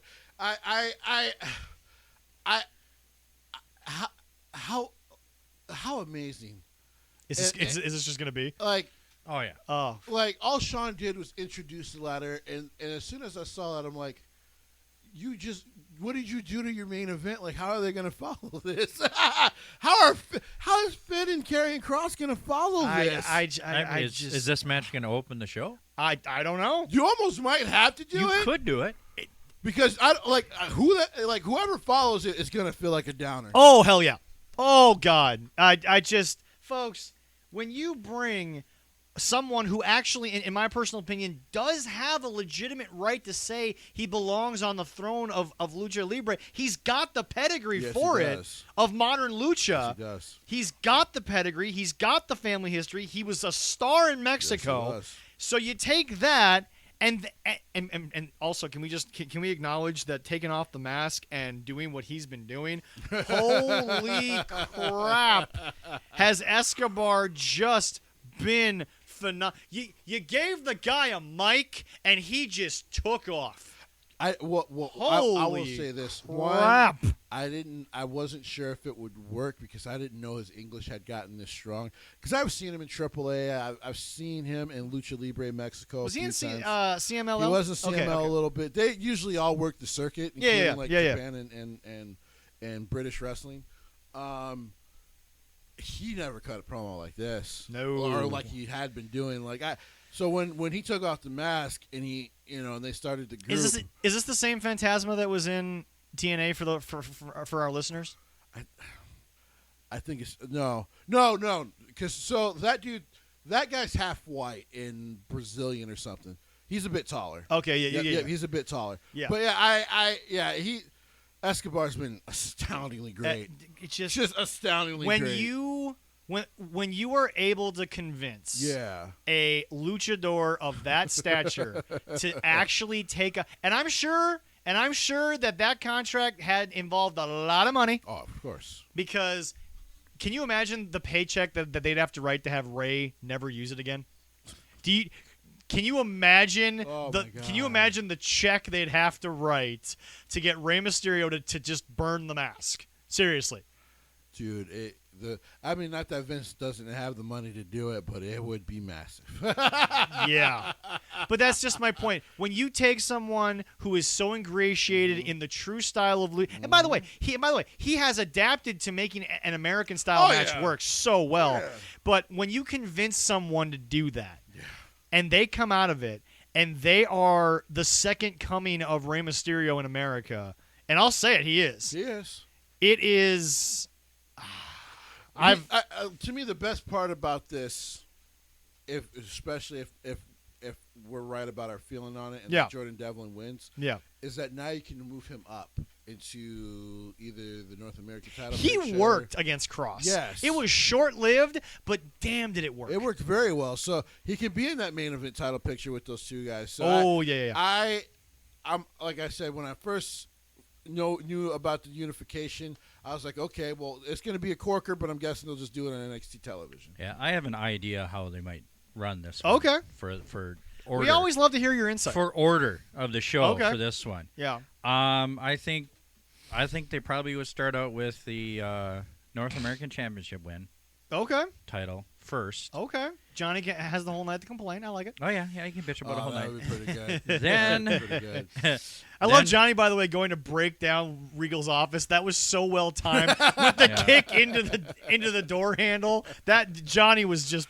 But I'd have he that. He had to have practiced that a few times. There's no way. I'd have that first. Okay. I'd have the NXT Cruiserweight second, Adam Cole, and then Finn. Well, I'd have championship. That's what I would do it. See, here's the deal. I don't want Finn and Cross to be close to Cole and you don't O'Reilly. think so? No. All right, no problem. No. Not that I don't think that they could follow. I don't want them to be that close because to have to follow just the yelling alone, that's gonna go on between these two. Or maybe, I don't know, man. Or maybe flip those around. Have the unsanctioned match last and Finn. Why not? Because here's the deal, folks. If they're going to tear the house down, literally, let them tear it down and go off the air. There we go. Why not? Yeah. Also, because the UE was so big for so long, it's not like you're putting one guy with a nobody on last. True. It's two well-known guys on last. Yeah. So the name alone is going to make it work. It's going to be an amazing 2 nights. So now we move from NXT back to the main roster. Ladies and gentlemen, we are back on the road to WrestleMania. We had a pay-per-view that, wasn't necessarily needed, but I didn't hate it. Yeah, it was okay. Ladies and gentlemen, there's a couple of matches that were like, they were but, meh. you know. Fastlane came My and went. man, The Fiend. Did we do Fastlane already? We No, didn't go because- over No, Fastlane. no, Did we we? didn't. Okay, cool. That just happened Perfect. last week. Okay, yep. Yep. So yeah. much has happened in the last week. I know. It's Oh, just I like, know. holy- We just, Raw was good, by the way. Raw was actually good. Yeah. trust me, putting this together, I was like, What do all- we need to review? Yeah, we did. Yeah. Reviewed Fastlane yet. Oh, All right, so Leroy, So what much. happened on Fastlane? All right. Pre-show match. It was Riddle beating Mustafa Ali, and to We finally- retain his match, And get to the best part. and Get to the best part.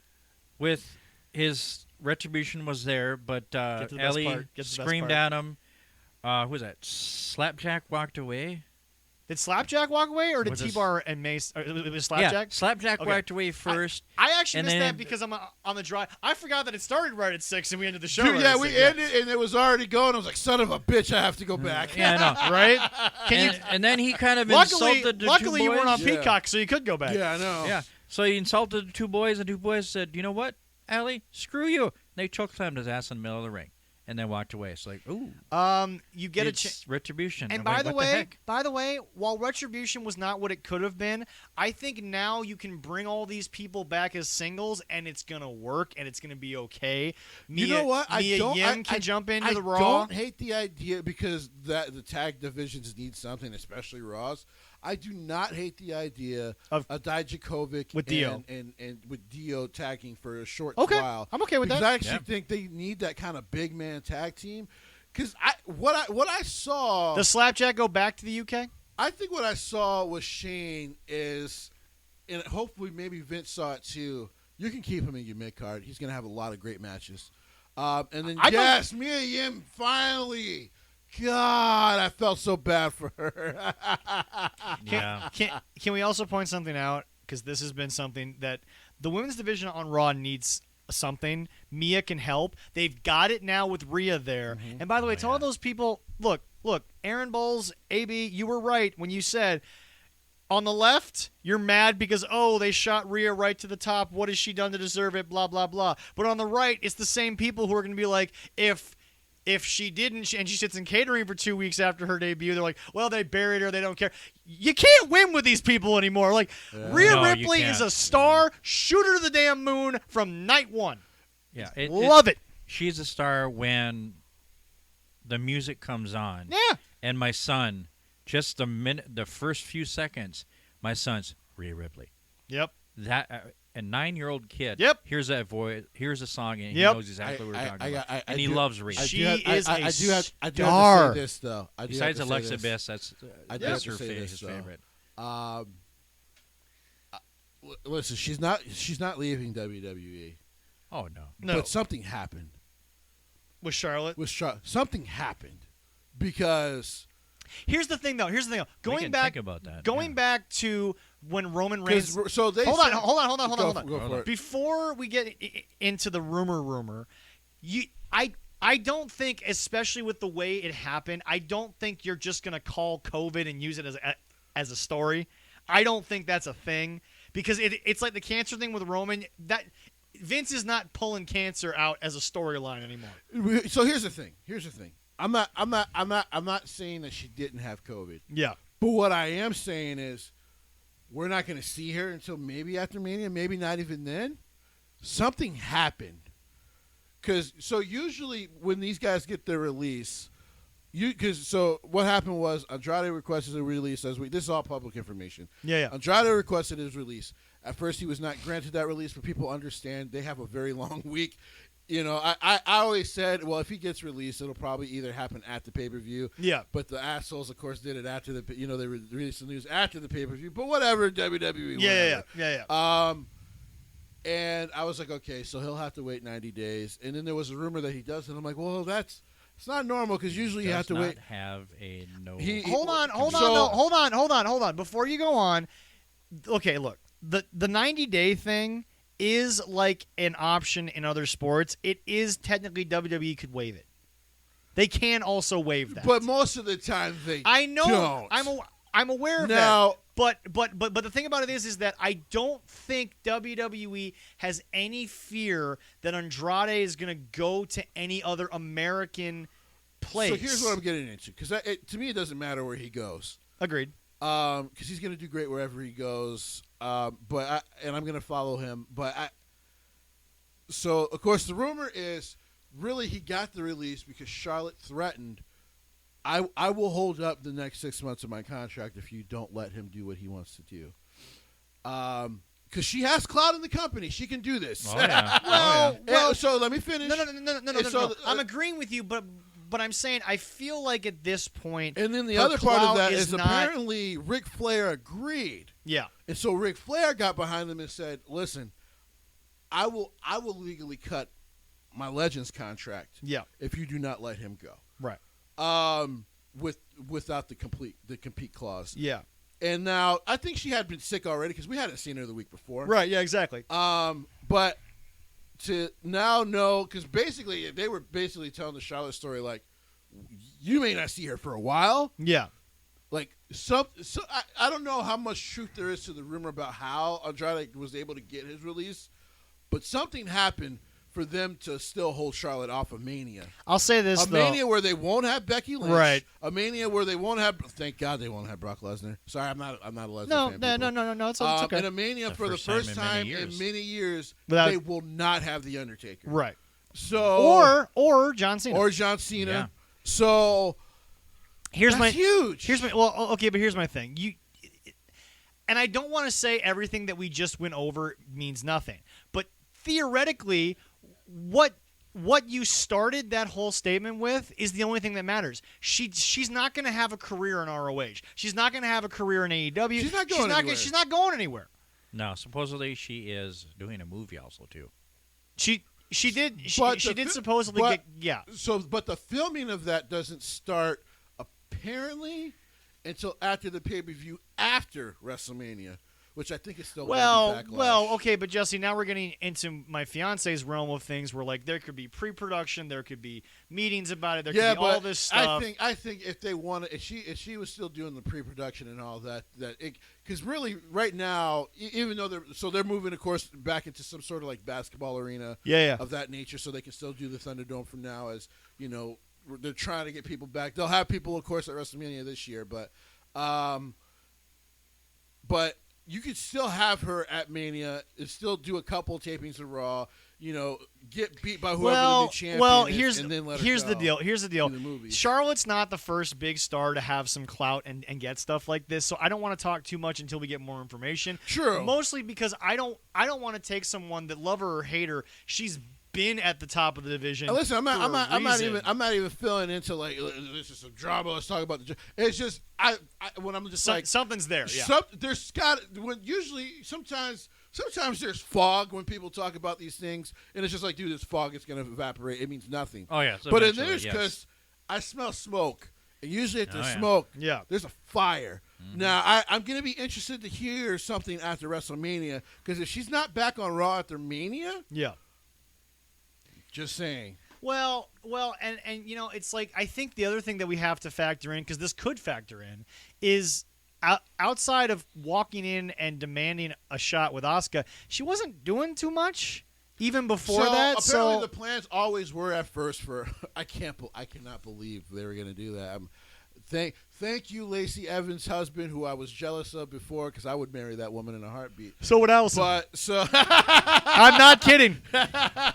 I'm not kidding. that woman, I've watched her talk and just like just genuinely, and I'm just like I'm in love. By the way, Limitless Lady, her official YouTube channel, you can go on there. Oh yeah, that's right. That's right. And that's she right, does that's a bunch of stuff on there with the guy from Sports Science. Yes. A lot of fun stuff she does A on lot there. of fun stuff. She's very creative. Yes. So they were going to take the championship off of Asuka at Elimination Chamber Right. and put it on Lacey, so Lacey could face Charlotte for Charlotte to get of her at Mania. Well, the writing was on the wall there. And Like as I they said, say, I'm just happy they didn't do that, because I'm like, Asuka has found a way to get herself over, because to WWE's discredit, while they've been really good on the SmackDown women's side, and of course NXT women's side is just phenomenal, Yeah. Raw's women's side has been awful. And Yeah. if not for Asuka kind of just doing her own thing and being able to get those stories over, Yeah. and Bayley and Sasha earlier last year, Yeah. My God, that division has been a disaster. Well, but like I said, now you've got a scenario where you still have Asuka, who's at the top of her game. You've got Rhea. Mia Yim will probably come back at some point to up it. And I think Peyton Royce, while she took an L, they actually allowed them to have a very good match. They did. As we like to say, card is subject to change. Yeah. All right, with us. next up. All right.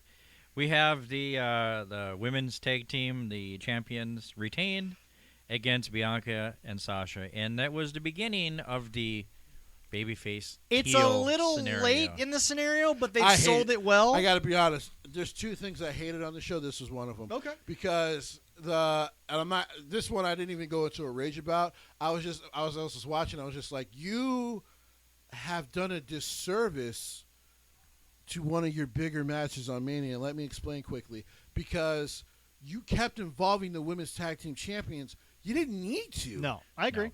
They didn't. Sasha and Bianca didn't need to have a match at Fastlane at all. You could have been building them on SmackDown. Yep. Like, it would have been just fine.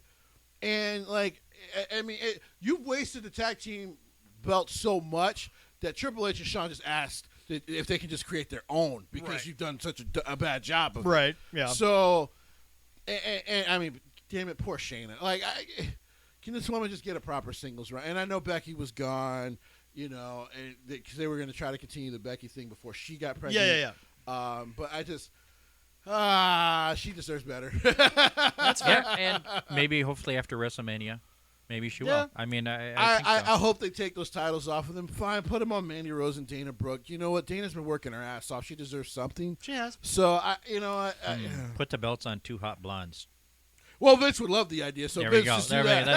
That's Vince's thing. All right. Next up would be the Intercontinental Championship. Big E defeated Apollo Crew.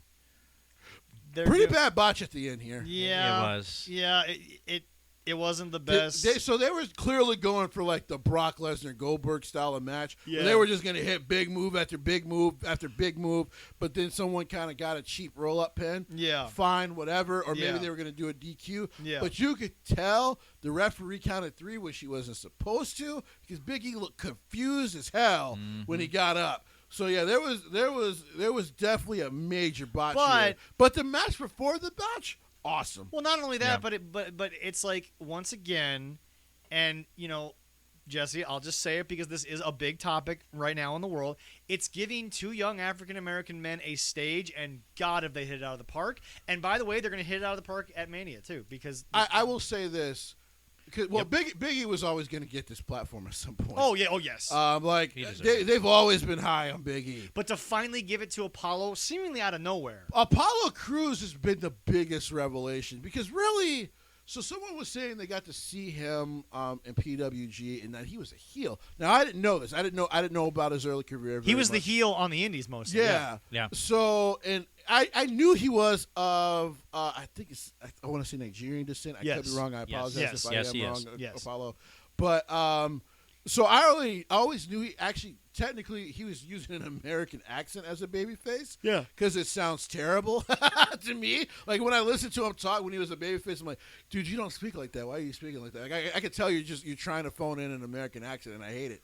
But what a revelation! Yeah. I didn't know he was capable of this kind of storytelling as a heel. Yeah. So this has been awesome. Yeah. I actually think Big E's going to lose the championship. And I'd be okay with that. Big E. Because then they could continue this feud as long as they want. Well, that Or come back around to it by SummerSlam. Or better yet, what if this is the end? And hear me out for 2 seconds. It's the end. Big E gets his run at the actual title, and then you can have Apollo run through the mid card until SummerSlam, and then have somebody else do it. True. I mean, Yeah. so I'll talk you smack. What Paul and Big E and Paul are amazing. Oh, God. So what Yeah. what they were setting up. Seamless together too. Yeah. The last month they've been kind of setting up, especially Heyman has been setting up like basically, you know, Big E's gonna be the guy to really, really take out Roman Reigns and take the title off of him. Now, there is a chance. To me, there's still a very good chance Edge is winning. I think Bryan's actually going to take the pinfall, and then we probably won't see Bryan very often, and that's okay. Something like that. Yeah. they've been building like we want Big E to be this big baby face because at some point Roman's going to just get that championship back. Yeah. Sometime very quickly, by the way, Edge. I'm sorry. At least you're going to get the title back that you never lost. Yeah, exactly. Yes. But they're building him as this baby face for Roman to eventually get beaten by it next year's Mania. If you take the title off of him, I just hope you do good feuds because you don't want him to kind of get lost. I agree. Because you're talking about a year of a build. Yeah. Which, listen, they're very capable, especially Paul Heyman is extremely capable of long-term storytelling. God, he's so good at it. But I also think it does need to be said that you are giving, I think, two different versions of what America believes the African American gentleman to be, but you're getting very powerful looking views of both. Which by the way, we point out when we talk race in wrestling, it's a big deal because it's never mattered in wrestling. In the sense that, we all know, the story's been told on the show 1,000 times. But the thing is that it needs to be said that the racial aspect here is kind of a big deal because these two guys are really, from what I can tell, just kind of being given bullet point notes from Paul, and they're just running with it. Just running with and they're doing great. Yes. It is. It's awesome. They're proving that both guys, and again, Apollo, as you said, I think is proving that what they believed him to be in NXT, he can still be. Yeah. He can still do it. Yeah. And so you've created two stars out of this. Oh, yeah. And I think both will be for the better of it. Oh, yeah. And like I said, folks, you're getting young African kids, African American kids, or African kids, either way. I was going to say apologetically African. No. But you're giving them the ability to see two gentlemen who are both of the same race but of two different sort of feels of the background, and they're both able to show off what they do, be athletic, and really there's no, and again, this is going back to political stuff, but it is what it is. There's no inkling or there's no wrinkle of a white situation happening. It's just two guys who are showing pride in what they do. Big E obviously being the happy-go-lucky preacher type thing, but and then can Apollo be very, very serious. Oh yeah. Oh yes.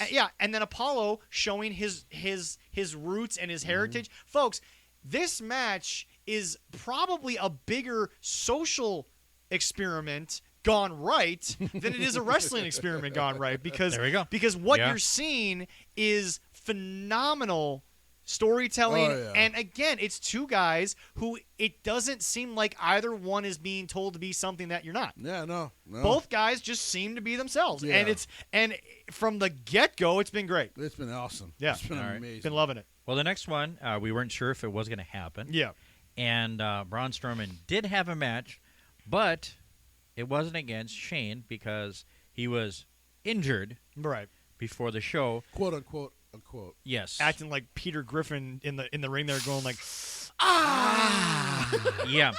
Not gonna repeat that 7 times, but but y'all know what I'm talking about. Oh god. So instead of Braun facing Shane, Elias got put in there to do a favor for Shane, I guess. Can we just say and got killed in 3 minutes. Where Heath Slater dropped the torch of just the gimmick guy. Yeah. Elias has picked it up, ran with it, and it has been great the at it. The funniest thing to me about this whole storyline is because the storyline is basically Braun doesn't want to be called stupid. The storyline is stupid.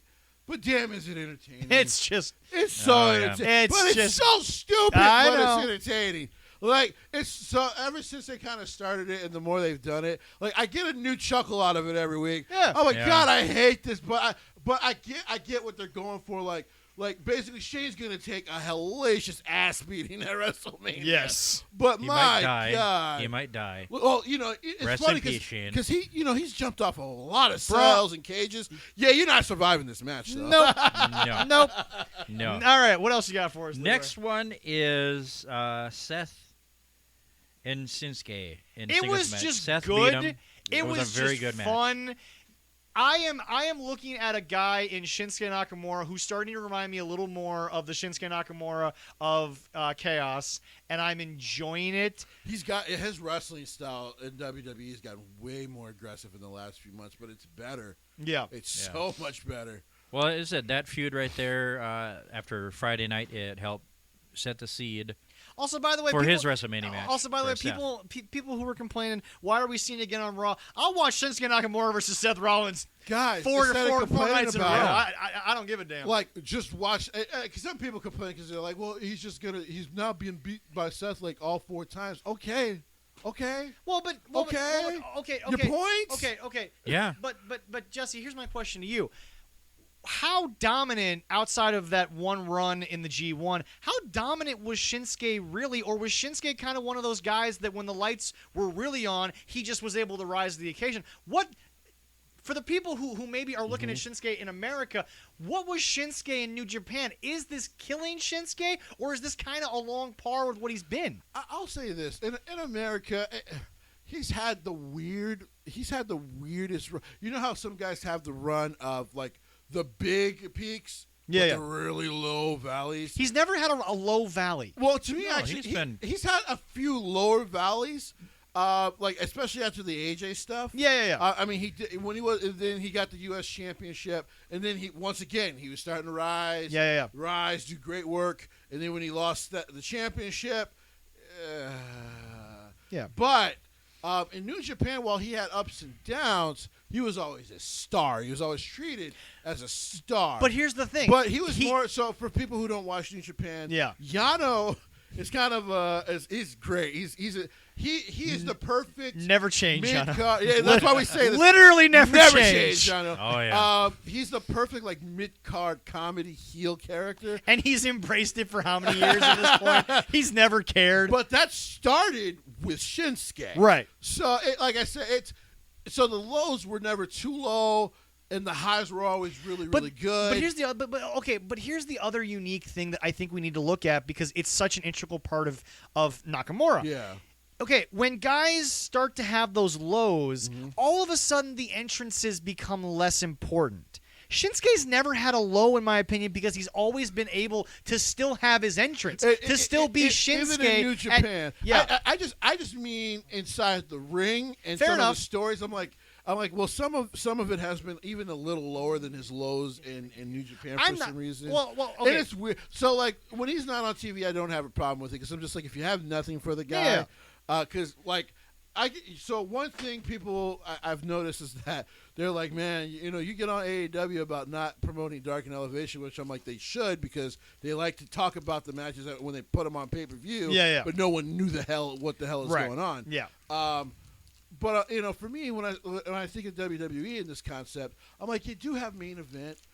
If you can give these guys a bone on main event, and just mention it, like, because main event, they're not trying to push anything, but you can still have good matches. Well, it's just for me, I think that Nakamura, and I said this back when the U.S. title thing happened, he's so good that even if he's been told, we're just going to use you as an enhancement guy, he's going to break through, because he's Shinsuke Nakamura. He's amazing, Shinsuke is just the man. And like I said, there's no reason to complain, because you're getting Seth Rollins and Shinsuke. We still haven't seen the best these two could do yet, so, like, I'm good with it. And by the way, again, call me crazy. Is Shinsuke not kind of also in a Kushida role of just, where else was Shinsuke going to go in Japan? Not that he couldn't do it, but I mean, Shinsuke had already. He was a one-time IWGP Heavyweight Champion, but I will say that, and it was a good run, and it was a shorter run, but it was a fine run. He can still be just in his popularity alone. Now the problem is you're going to have to rebuild that back up. Yeah. But but people, because he got the old song back, he got the old version of the song. Well, but then again, folks. Okay, here's the deal. Okay, fine. Give me 3 weeks to build Shinsuke on on 3 shows, folks. He almost rebuilt himself in the Gauntlet match alone. So I mean, Paul, if there's a guy who could do it whenever they wanted to, it's Paul Heyman. Yeah. If anything, Shinsuke is sitting there, maybe take a little less beatings, get paid a little more than you used to for it, and then finally when we need you, we know he's capable of rising to it. If anything, he's the biggest diamond in the rough they have. And right now, arguably, all he's doing is extending his wrestling career. Oh yeah, exactly. So it's fine. No matter you heel or face, whatever, I always enjoyed his entrance musics. Oh yeah, he's great. I love it. It's great. When that man is given the camera on national television, he shines. There's nobody better in that 60 seconds. There's nobody. Absolutely. And he doesn't even have to talk. No. Oh no, I love it when I always said to Jesse, and I said this before I had this microphone. He was not New Japan. No. He was something more. Yeah.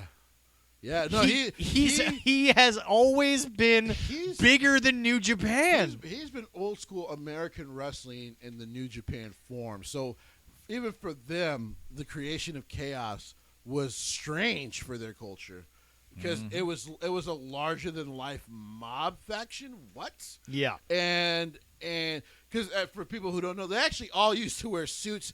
New Japan has kind of dropped the ball a little bit on the factions, except for Bullet Club. Yeah. And what Will Ospreay is doing now, but they used to all come out in suits when they were if they would all come out with a guy, the rest of the guys would wear suits like mobsters. Yeah. Like they just looked dope as shit coming out together. Yeah. And they were called Chaos because at first they wouldn't seem like they would get involved, and then guess what?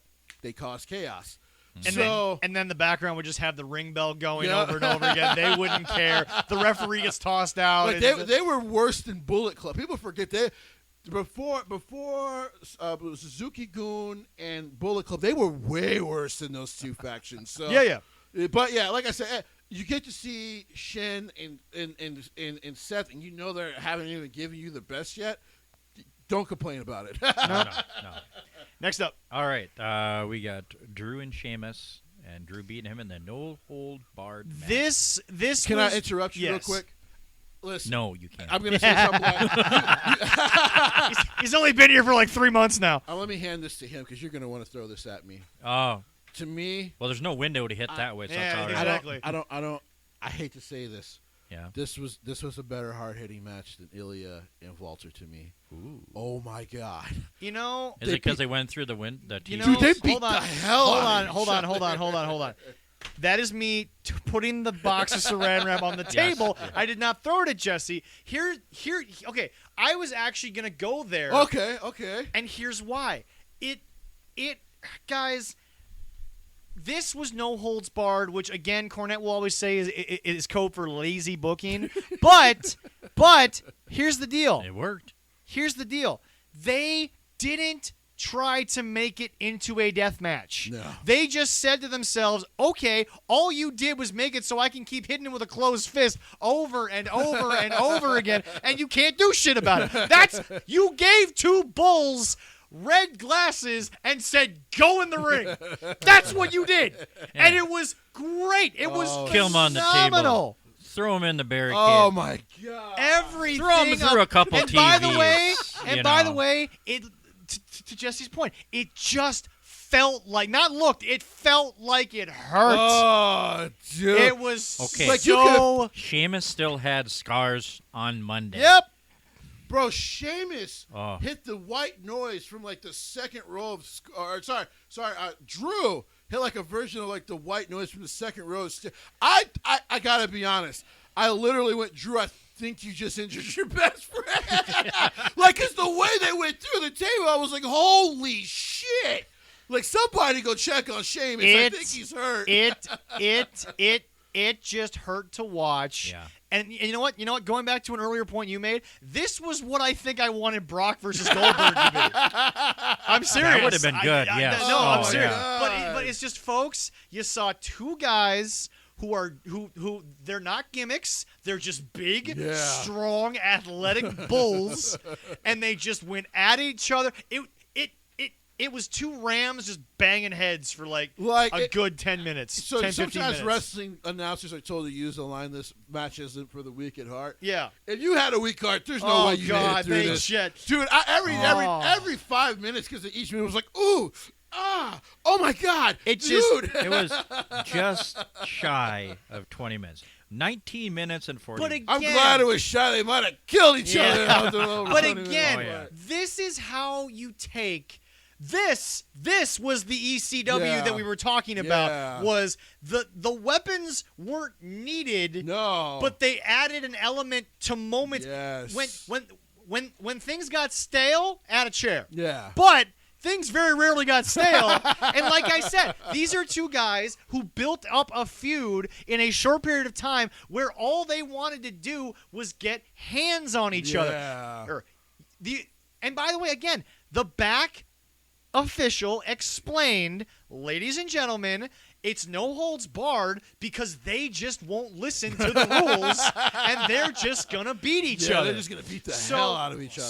So I'm sitting here and I'm watching it and I'm like, I can't hate on this. No. I don't want to hate on That this. was so And there's great. nothing to hate about it because it was just they beat the crap out of each other. And again, none of it was stupid. None of it was gimmicky. What was amazing to me is I heard some reviewers say like the show was bad, but because people watched the last two matches, which Leroy will get to the main event here in a minute. Yeah. But because we watched the last two matches, Well, we had two matches, obviously. Yeah, Yeah. that the whole pay per view. Oh, sorry, there's two more. Yeah, Yeah. That Yeah, the there's whole two pay more per view might have been better to you than you thought it was, but no, this was now some people will say that because they're not fans of the Fiend. We'll get to that in a moment. Yep.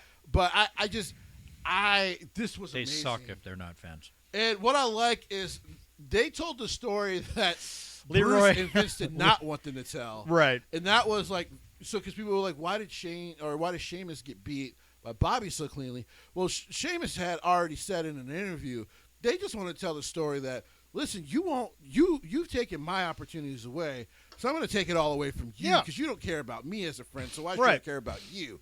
And like even when they were talking to each other, you could tell that was the story that they wanted to tell. But no, it's just Leroy. This match was probably something that took you back to what you used to watch those old territory matches, especially with Vern. Yep. Vern's old Vern matches. Gagne was a beast. This good old beat the hell out of people. You know what? Matches. You know what? Honestly, this is something that I don't even think Cornette could hate on because here's the deal, folks. You got two guys who both look like stars. You got just good, clean action. There were, this is where I think weapons in wrestling makes sense. It wasn't overdone. It wasn't underdone. It fit the way it was supposed to. But again, it's just I can't find. This is a Mox box situation. The only reason why we talked about it was because Jesse just had to praise it, which he deserved. But it's like it's like okay, if it was just me and Leroy, this would be one of those matches that wouldn't have gotten a 5-minute review because it was just good. My only review would have been watch it. That's it. It just reminds me of the Road Warriors beating the hell out of everybody. Yeah. Oh my God. Yeah, no, You know? no, it was, Yeah, it was absolutely fantastic. All right. right. So now we get to the matches that, like I said, we'll probably need a little more in depth in. Well, are you breaking things over there? Don't worry, Zach did not die, but the mic almost did. He almost killed the mic. What? The We're good. We're good. We're good. We're good. You got one. You got one right there. I'll fix it. Relax. Oh, jeez. All right. Well, the next one, Randy Orton's wife wasn't happy about the way it ended, and I thought that was funny. Neither was I because I want to be in But- Randy's position. Anyway. I just said, Like did every Randy grown- really lose? Every man in the world, unless they were, even if they might have been gay, they still would have liked it. Alexa Bliss, She is with a little help She is something. from the new Fiend, Oh my God. beat Randy Orton and sat on his lap and pinned him. First and foremost, one more time. First and fourmost, what did you people expect from what was essentially an intergender match? But Which, they don't actually believe it anymore. Like Vince has clearly said 10 years ago, like he would never do those in his company again. but remember, folks, what this is Randy Orton showing you why he is one of the best of all time. Yeah. Because Yes. Randy knew this wasn't WrestleMania. I have to just tell. Randy gets that sometimes in a pay-per-view, you just got to tell a story. Yeah. You got. First of all, his dad was the master of it when he was with Roddy. Oh, yeah. Just random pay-per-view, tell a story. Yeah. We don't need to sit here and have a breakout match, but Roddy and Bob just had to tell something. Yeah. It was great. But anyway, It that's was my a continuation of the story. But it's like, folks, Oh, so nice. Randy wasn't going after a female. He was going after a possession of a demon. Yes, I know it sounds trivial and it sounds hokey, but this is the story, and wrestling's always had this at the top level. Oh, yeah. I don't hate it. But the thing is that... Do people forget that Undertaker once put Stephanie McMahon on a cross? Yeah. Yeah, this is... Well, they will now because Peacock's going to edit that out. Yeah, as people remember, this is entertainment. Yep. They are characters. World Wrestling Entertainment. It's in the name, people. And but no, it's just this was another Mox Box rule in the sense that, folks, in a vacuum, this was phenomenal. Yeah. Because it wasn't meant to be the end of the Orton Fiend situation. No. Alexa played her part beautifully, and by the way, it was creepy at points. So let me go in through the a bit. best Oh way. my- I can quickly go through it bit by bit. Go for it. So this is great. So Randy Orton is the first one to come out. He comes out. He's doing the slow entrance. You're like, all right, every time I see it, I got to admit, the son Alexa, stop. we didn't I'm want sorry, you. I should have unplugged her. Leroy, despite being the tech guy, forgot to turn off the Amazon Alexa. So You had literally 2 jobs. Hey, I got the first one right. Everything is recording. It's the on button. I hope you had that right. What would you do without me? Well, the very first episode would have actually happened. oh, Hey, wait a minute. It did happen. Sure it did. Yeah. Sure it did. It's almost a year. Almost a year that all these damn people are listening to. Moving my on. God. So Randy comes out first. The entrance is just cool because he has such a swagger about him. He did. But he goes to do the pose. He starts throwing up the black blood. Yep. Now, it's not like Bliss came out right away. No. Randy, pissed, goes out, yells at the ring announcer, give me the damn towel. Yep. Now, he's sitting in the ring. Alexis still doesn't come out right No. away. Takes another minute, letting it sulk, creepily just silent. And he's getting pissed off. Let's do this. Come on. Yep. The music finally hits, which, by the way, the modification of her music with the theme music So and good. so good. What a mix. Oh, my yeah. God. What a mix. And she comes out in full like freaky gear, but looking sexy as hell, like Yep. she always does. Yep. And she's She can't. skipping. Yeah, she doesn't look bad anytime. No. She's playing around, and she's skipping around the ring, giving him little ooh-woos and all that. But again, this is the brilliance of Randy. Randy gets something that has been lost for so long.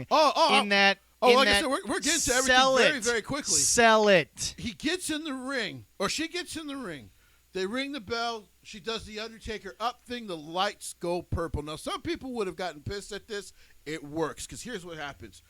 She is now threatening with the fireball again. It also wasn't as red as the old Fiend no, idea. no, which was Thank terrible. God. I'm very glad of that. It didn't kill the visual. It didn't overtake you, No, but no. you could tell the purple was there. Yeah. So she's going to threaten to do the fireball thing again. By the way, I have no notes. I just remember the match in my head. Yep. 'cause Oh, I yeah. loved Oh it. yeah. She's going to throw the fireball. He's like, no. Now, what I hated was they did the whole, he blocked it with his arm.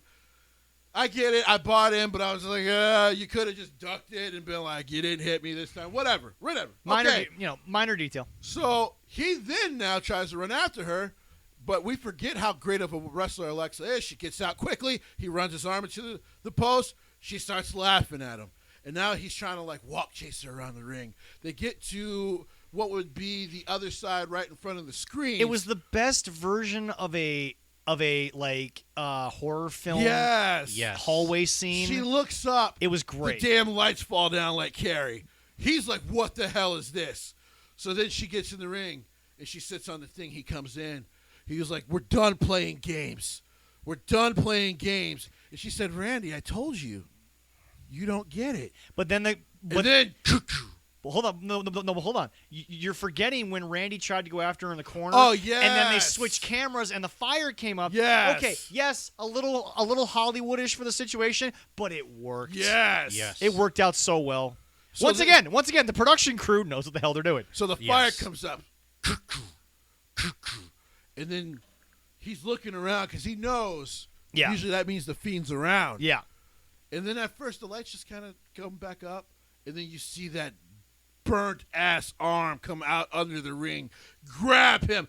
It was so cool seeing this new Fiend. Like he just looks like it's almost like when Jason Goes to Hell movie. Yeah. And he just looks melted now all together.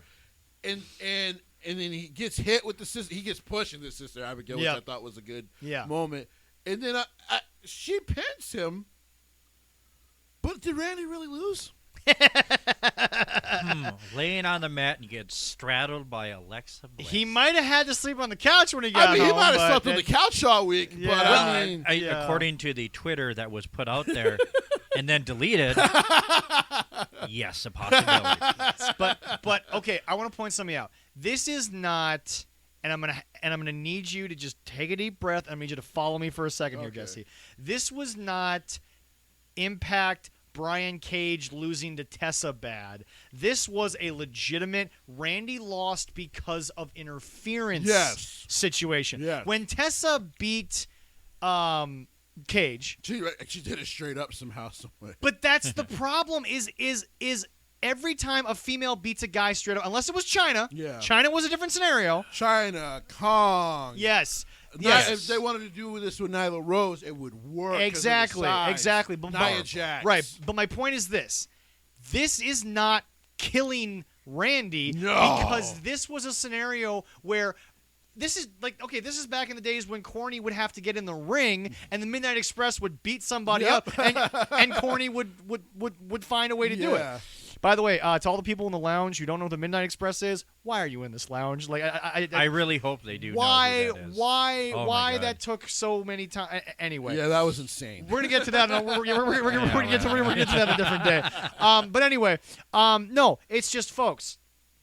This, it's really sad, but everything from the unsanctioned match with Cole and O'Reilly to the Fiend and Randy Orton to Sheamus and Drew. This is how you do it, AEW. Yes. And by the way, even Jesse would sit here, if he and I went on a message board, he would say, no, we have to eat these three situations because they did do it better than Dynamite, than AEW. And I just want to say to the critics, you might not like The Fiend for whatever reason.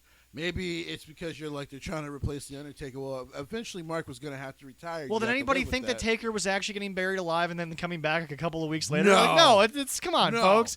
But he's the best-selling merchandise. I don't know what this match at WrestleMania is going to be. I know some people are nervous about projections. I doubt all that. Yeah. I actually think they're just going to have an actual match, and it's funny enough, you don't see Randy take these very often. He's going to get squashed. I know people are like, really? I think this will turn into a no DQ. He got squashed in this one. It was no.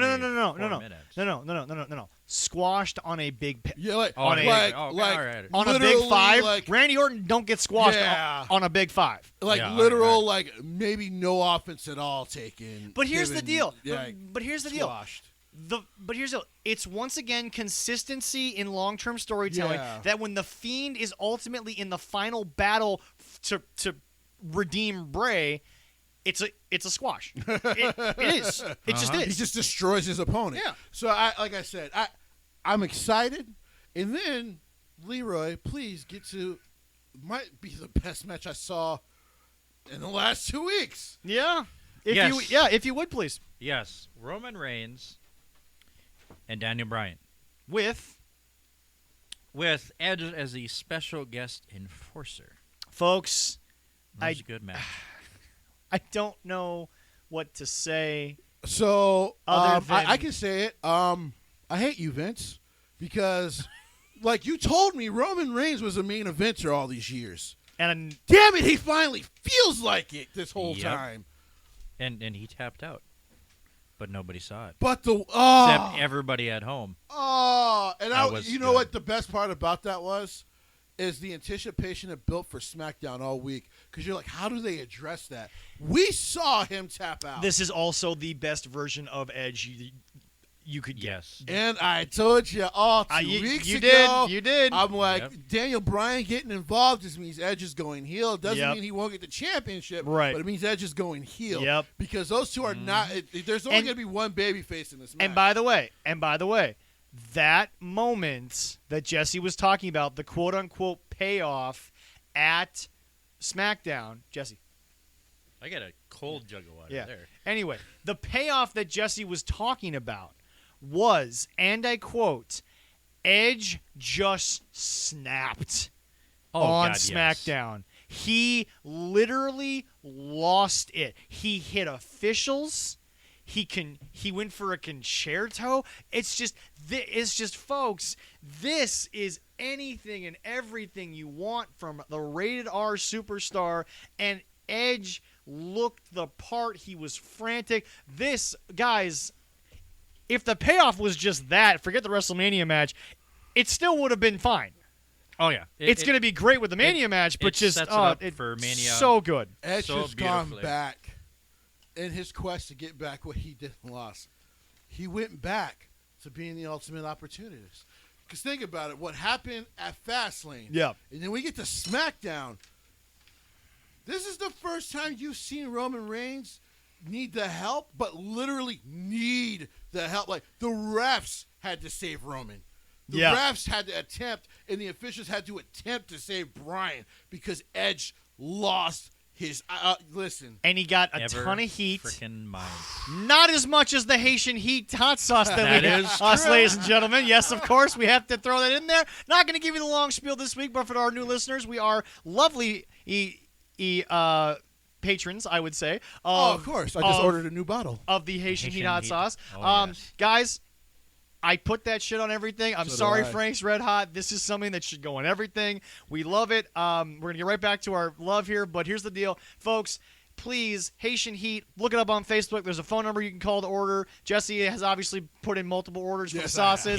Yes. We are more than happy to pay him because we are supporters of Al. Yes. He's created one of the best hot sauces I've seen. And again, we are on the flavor side of hot sauce, not the heat side of hot sauce. So I want to make sure that our viewers get that very clear, that if you like heat, you can get the really hot stuff, Yes. but the base sauce is a great flavorful sauce that you can use. Correct. And You can it's absolutely fantastic. Share it with your family. Share it with your kids. I share it with mine, and they love And it. as I tell my family members who are like, I don't really like spicy, this is for you. The base sauce was It made is, exactly for definitely. you people. Definitely. But anyway, back to the spiciest segment of the night. It's just this is what Edge does better than most. This is why he's a Hall of Famer both in character and in total wins, Yes. because it's just, guys, he did what he was supposed to. He got heat. Mm-hmm. He made you not like him. He was gone for 9 years. I cried when the music hit. I cried when he hugged Christian. And now I don't give a rat's hairy ass what happens to him at WrestleMania. It was great. I still love him. Man, listen. And what's even more amazing, because he mentions on SmackDown before the main event of SmackDown, this is what Daniel Bryan did to Orton Batista in 2014. Yep. He got himself involved, and he took away the championship from them right under their nose. Yep. Because he goes to Roman's locker room, he's like, are we going to let this happen? Yep. And for the first time, Roman doesn't try to put down an opponent. He actually starts to think about that. Yep. Like, he did do this. I watched him do this because, Roman was kind of a rookie on the main roster in 2014. He was supposed to help the Authority get rid of Daniel Bryan, so he knows. And then, of course, Adam announces it as a triple threat, and just the look on Roman and Edge's faces, and then the little smirk on Daniel Bryan's, and it's just like, because in Edge's face, you can see this is 2014 all over again. I'm not getting the championship. and that's the brilliant storytelling Yes. of Adam Copeland, Yes. Edge, is that he is making the audience remember that even though you've got a Hall of Famer and a powerhouse, you've got a real legit threat that is now. This isn't. We've added Shark Boy to AJ Styles versus Christopher Daniels, and we know that it's going to come down to Christopher Daniels and AJ Styles. You've added a legitimate threat Yep. who did this already. He's a multiple-time world champion. And he's theoretically healthier than the last time he did? Yep. Yeah, he is. Folks, this WrestleMania in 1 week has now started to feel like WrestleMania. Yeah. It is back to being fun. We are super excited. Yes. We are going to be out of voices by Tuesday because we got a lot to get through here. I would be gargling. What do we need? Salt water, lemon juice, God. or something or other? I already know that I work that Tuesday. I ain't gonna be able to talk. Tell you that much. My voice is gonna be shot. I think I'm withdrawing beer and just hope that I make it. We are gonna be. If that happens, we are they're gonna be really happy at work if I can't talk. Yeah, right. We are gonna be minimum 9 hours of content over the course of 3 days. It's gonna be good. And folks, here's the deal: you have 2 nights of WrestleMania. It's a Wrestle Kingdom type of idea, but it's a Wrestle Kingdom feel. This is how I think WrestleMania will be going forward, depending on how it ends up looking in terms of a spectacle. But you have 2 unique nights. We can't wait for it. It's going to be absolutely fantastic. We're on the road to WrestleMania, but in the midst of this, we have an interesting thing that we would like to discuss towards the end here. I wanted it to be the end because this is going to be a history discussion. Are we going to wait for next week for the matches for WrestleMania? Yes. Okay. So, Jesse, please pull it up. I have it. Ladies and gentlemen, All right. the WWE has released the 50 greatest, and I want to make this clear, WWE women ever. So I'm sorry. I need you to say that one more time for In the people modern in the back. era. The 50 greatest WWE There women we go. of the modern era of WWE wrestling. Just like here's Leroy the said, yes. here's the thing. We're going to give you the whole list, Yes. but we're not going to argue about the whole list because here's the deal. Lists like this always leave somebody off. That's just the way it goes. Give it up. It's a recency bias is always going to come into a.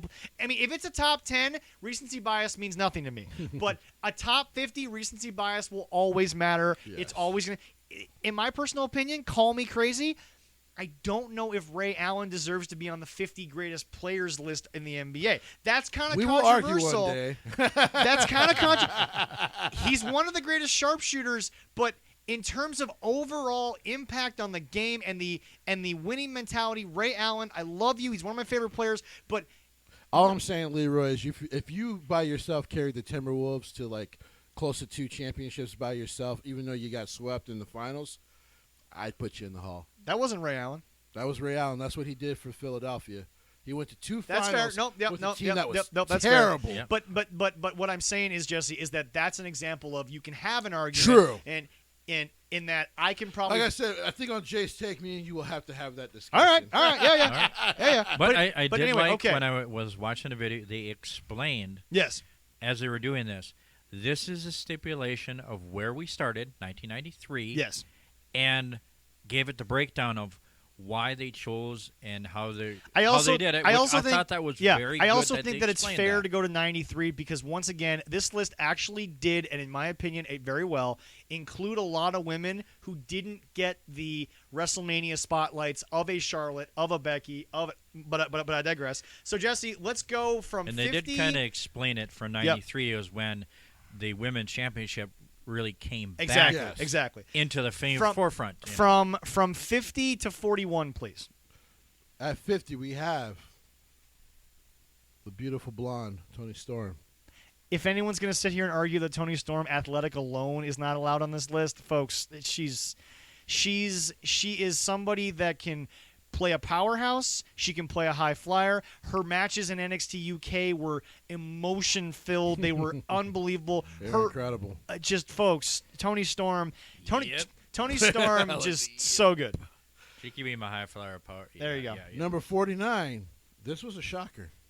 Caitlyn. Now, for those who don't know, this is Caitlyn that used to be, she was one of the first female NXT rookies when NXT was just a game show. Mhm. And then, of course, had a short run when she came back. 'Cause, Had- of course, her and Big E had- were very good friends. Had a decent She actually had 2 really good Divas Championship runs. She was again one of those women. Wrong place, wrong time, wrong era. I was gonna say just wrong time for her. Yeah. Looks great. Was athletic as hell. Could go in the ring, but just the wrong era. Yeah. So again, we're not gonna spend too much time until we get to maybe the top 20. 48. Kaylee Ray. Now, some people would say this is low, but like I said, this is the WWE, and she's only been there, I believe, 2-3 years. Yes, now. Not very long. She's carrying yes NXT with. Okay, here's the deal. I don't know the last time I was able to say that a show as popular as NXT UK could lose the champion, a guy as great and as big as Walter, and she's carrying NXT Absolutely. UK by herself. Absolutely, no discussion there. Number 47, Sonya Deville. No problem with it. Nope. Sonya's and to me, that number eventually will change because they are just finally getting into her. And and her comeback is Sonya has always had a bunch of roadblocks, most of which were not self-inflicted. No. I don't really know if she's had a self-infliction. No. She's someone who announced on what was eventually a national televised thing that she was, gay. Yeah. And by the way, when she did that, that still wasn't something that was as okay on TV, and she did it. And she's somebody who went to Tough Enough, was kind of thought of to be a bitch, but really was ending up being a star from it. Yes. So, I mean, no issue there. 46, Shotzi Blackheart. Once again, people, her WWE run hasn't been that long. Mm-hmm. Give it My time. only negative is stop doing the poison run on the ring apron. Other than that, Shotzi's been great. Yeah, Shotzi has also proven that she has the ability to just entertain as opposed to get good in the ring. Yeah, I mean she's a good wrestler. Oh, but no. She's I agree. She's incredibly entertaining. Oh yeah, And I'm glad when they did that. She actually, I didn't know what TCB means. Now I do. Would you like to tell the audience? Taking care of business. There you go. There you go. Like, oh, it damn. took Leroy a while, but he got there. I'm old. My brain doesn't work as well. So. Yeah, but if you're old, you should know because there's literally a song entitled TCB. 45 should make Leroy very happy. Are we on 45? Yeah, we're on 45. Kelly. Well, I'm 46, but I love 45. Yeah, 46. Sorry, with Shotzi Blackheart. Kelly, but 45. Dalton's happy. Kelly, along with Candice Michelle, went from being a stripper act to I ended up respecting the athleticism towards the end because they did show they could go. Also, officially the only women to actually technically defend the World Heavyweight Championship. Damn, Zach must be some sort of soothsayer because at 44, it's Candice LeRae. I said sorry. Candice Michelle. Candice Michelle. Candice is one of those girls. She played whatever role they asked, and she was good at it. She is not on this list. Candice Michelle. Okay. So it is Candice LeRae. So number 44 is. So I apologize to everyone. That was my fault. So 44, Candice LeRae. Now, to me, the only reason she's not higher is, and I think even Hunter will admit this, it's probably on them. Yep. And she, I mean, what she's doing now, she's phenomenal. No one. Oh yeah. And by the way, Jesse's an outlier because he was such a big PWG guy. Yes. No one outside of maybe you thought that the Poison Pixie role was gonna make her such a personality. Dinner with the Garganos was all about Candice. Good. Oh yeah. It was so good. She was so unique. She was so beautiful in the sense that I got a character built in such a short time. Yeah. And I'll be honest, I will eat the crow. I didn't think she could do it. Which again, Jesse says it's probably more on NXT's fault, but my God, Candice. And by the way, Candice LeRae can wrestle. She's one of the forget best in that. the world. Yes, we forget she can. that. Yes, she can. One of the absolute best in the world. Number 43. Number 43. Once again, I was shocked. Nikki Cross.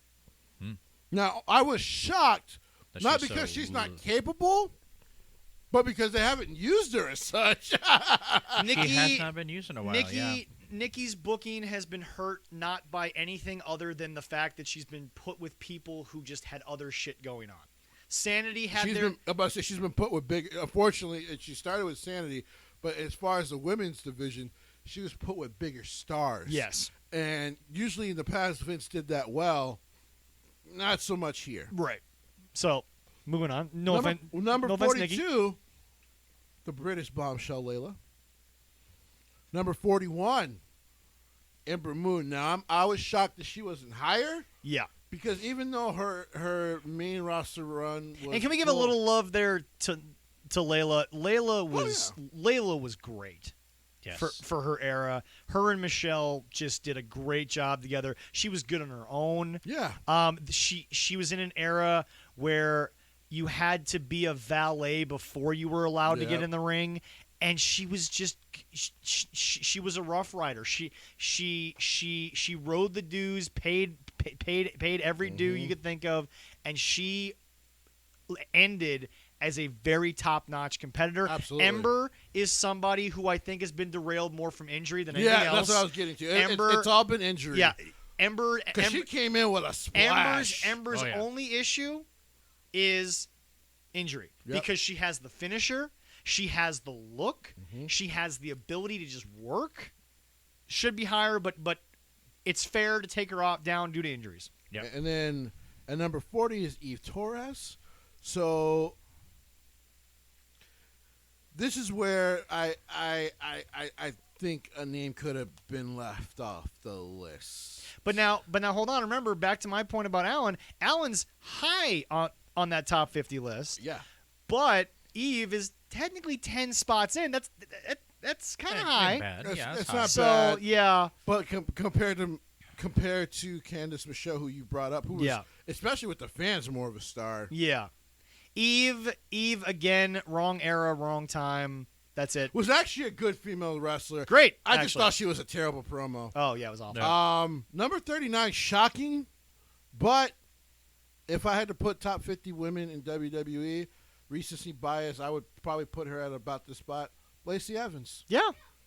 Just the growth. I mean, think about it. We saw her in the tournament, and then by the way, they called her up too early. Yeah. But since she's Agreed. gotten a chance to work, she's gotten better and better. Lacey, I think, even though I think it's an edge issue where she works better as a heel, she did prove she could pull off a short baby face run. Yeah.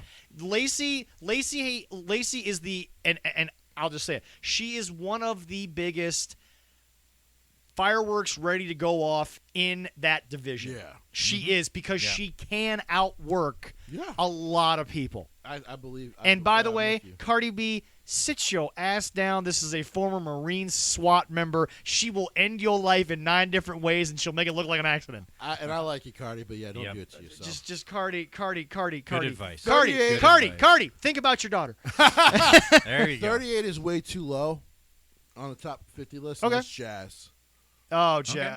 again, Dominant. can I point this out? Women's champion. I was about to say this, but now that you think about it, maybe she was right era, right time. Maybe. Well, 'cause if not for someone like her, they don't allow them to wrestle more. I mean, she was so damn dominant. Like, people forget. She Loved had Jazz. a 6-month run. Yeah. Where she went through them all. Yep. She went through them all. Yep. Jazz is fantastic. Love Jazz. Just insanely great. If Jazz made top 20, you wouldn't have heard an argument. If out she of me. would have been at 20, I would have been like, you know what, perfect with it. Yep. Because she was so damn dominant. Yep. She was, I remember her run, but I digress. So 37 was Maurice. You know what? I get it. Maurice. More of a personality. Yes. Big personality. Also, in rework, I always found. Also, again, your ring work very rarely will match the results. Yeah. Some people with bad ring work get better results. Some people with great in-ring work could get no results. But just look, Maurice, look, that original Diva search, they kind of all got signed, but she found her way from a valet to a very prominent wrestling spot for a while. Yeah. And in my personal opinion, because they transitioned into the women's championship And to again be fair, for a minute, they also yeah. gave her one of the best women's themes I ever heard. I still have it on Spotify. Pourquoi? Right, yeah, exactly. But no. She, in my opinion, is as synonymous with the Divas title as just about anybody. That's true. I agree. In my opinion. Number 36, I was shocked she's this low. Nia Jax. Nia, I think maybe. Nia gets a bad rap. Here's what I want to say. It's the perfect spot. Yeah. But I'm shocked she's this low. Right. I understand. Yeah. I understand. There's just there's a certain smell. Yeah. And Nia. I don't want to be a Rudy Poo Candy ass or yeah. anything like that. Not yet. But I would think she would be higher. Nia brought up too early, pushed a little too far too quickly, needed a little more polishing to work. You know what, Zach? I think we just need to know our roles and shut our mouths. That's fair. We just have to know our roles and shut our mouth. For people who don't get what I'm going for, she's The Rock's cousin. Yes, exactly. If you have to explain the joke, that's the problem. Moving on. Maybe she has a whole problem. Well, she does have a lot. Anyway, She 35. There's a whole lot of problems. I was about to say. Bianca Belair. Now, I have no problem with her being in the top 35. Yep. She's going to be a superstar. She's probably going to win that SmackDown Women's Ladies and Championship. gentlemen, it's been said before. It needs to be highlighted in this moment. A green as goose shit prospect who just, you'd never know she never had an indie career. You'd never know she didn't have work in the ring before she got to the Performance Center. You'd never know that they literally took a complete ball of meaningless clay and took athleticism and proved to you that if somebody is willing to listen, willing to learn, and willing to adapt, that athleticism shines completely. And really what gave her the biggest platform was, of course, when they did the first women's tournament in NXT, the Mae Young Classic. Yeah. And, I mean, yeah, she was green, but her personality shined. I mean, and then, of course, she did the hair whip. Yep. You saw the makings of great in-ring work with just some of the moves she had already hell learned. Yes. So, yeah, the sky is not even the limit for her. Maybe, I don't know, maybe Pluto is, but she's going to be great. She's ridiculous. 34, Carmella. That's a good spot. Fine with it. Never was a big fan of her women's championship runs. Carmella has found a way to survive. Yes. She's found a way to still be there. She pulled off a gimmick that they tried with two other women and it just didn't work. But the thing is that you can't discredit the fact that she was pulled out of the only role she knew and found a way to be the last person standing out of what was supposed to be stars. Yes. So number 33, unless you had something to add to Carmella. Oh, no. So number 33, I'm just happy she's on the list because they never really treated her right, as great as she was for them. That's Gail Kim. Yep. Yeah. Arguably top 5 all-time just female wrestlers. And then even when she, her first run, when she first came in, was so I hate to say it. Excellent. I hate to say it. As much as she's had to say negative about Stephanie and the women's revolution, all this, Gail, wrong era. Yeah. I will Wrong WWE era. True, but I will say this. I don't blame her for saying what she said. No. Because even she has every not right to Triple H, say it. When Stephanie said what she said, it was like, stop giving yourself all this credit. Right. Now, I don't know if it's you doing this or your dad telling you to do this, but don't do this. Gail is 100% justified. Yeah. But at the same time, she was there at the wrong time, Yes. but she was still great in her time phenomenal. there. Loved it. Yes. Number 32, Jacqueline. I respect the woman as much as I respect my mom. And for coming from me, that's high praise. That's how much love and respect I have for Jacqueline. I actually got the chance to meet her 6 years ago. Yeah. Just astounding. And Can we point out, and Jesse, I'm not trying to make race a theme today, but it's worth mentioning. Jazz and Jacqueline, two of the best black competitors ever, and really, and like I said, Jazz is probably way too low on this list. Exactly, exactly. Yeah. But just again, in an era where it was 10 times harder for them alone, Jacqueline had to wrestle men because she really wasn't the valet type. I mean, No, for a second, no, she was not. No. with APA, but it never worked. the story needs to be told is that the reason. Okay, so. Obviously, the Fresh Prince of Bel-Air just had their reunion special. If you haven't seen it, it's absolutely phenomenal. Will made up with the original Aunt Viv. Yes. And she even said, and yes, she took some blame. She was going through a lot of issues in her life off camera, why she was off the show. But she said, and she was right, to call a black woman in Hollywood difficult to work with, that's the nail in the coffin. That's the end. So if you think about how hard it was for her to have a career after a simple statement like that, which again was all justified for what she was going through, but obviously Will was young and he regretted it. He apologized. They're all good. To think about what those two women were able to do in a time frame when not only was women's wrestling not really looked at as serious, I'm sorry, but the black woman was not taken seriously in that scenario.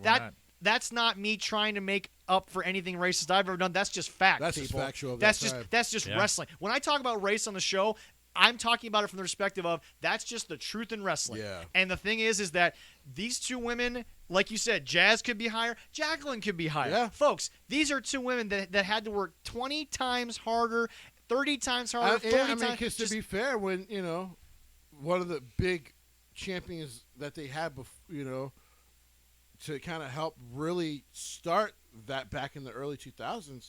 For the women's championship was Jacqueline. Yep. Because she actually just went out and wrestled. She didn't do a lot of the broad panty stuff, but she actually went out and tried to have matches with the women. So much respect to Jacqueline, who I don't know if she's in the Hall of Fame, but we'll see one day. Yep.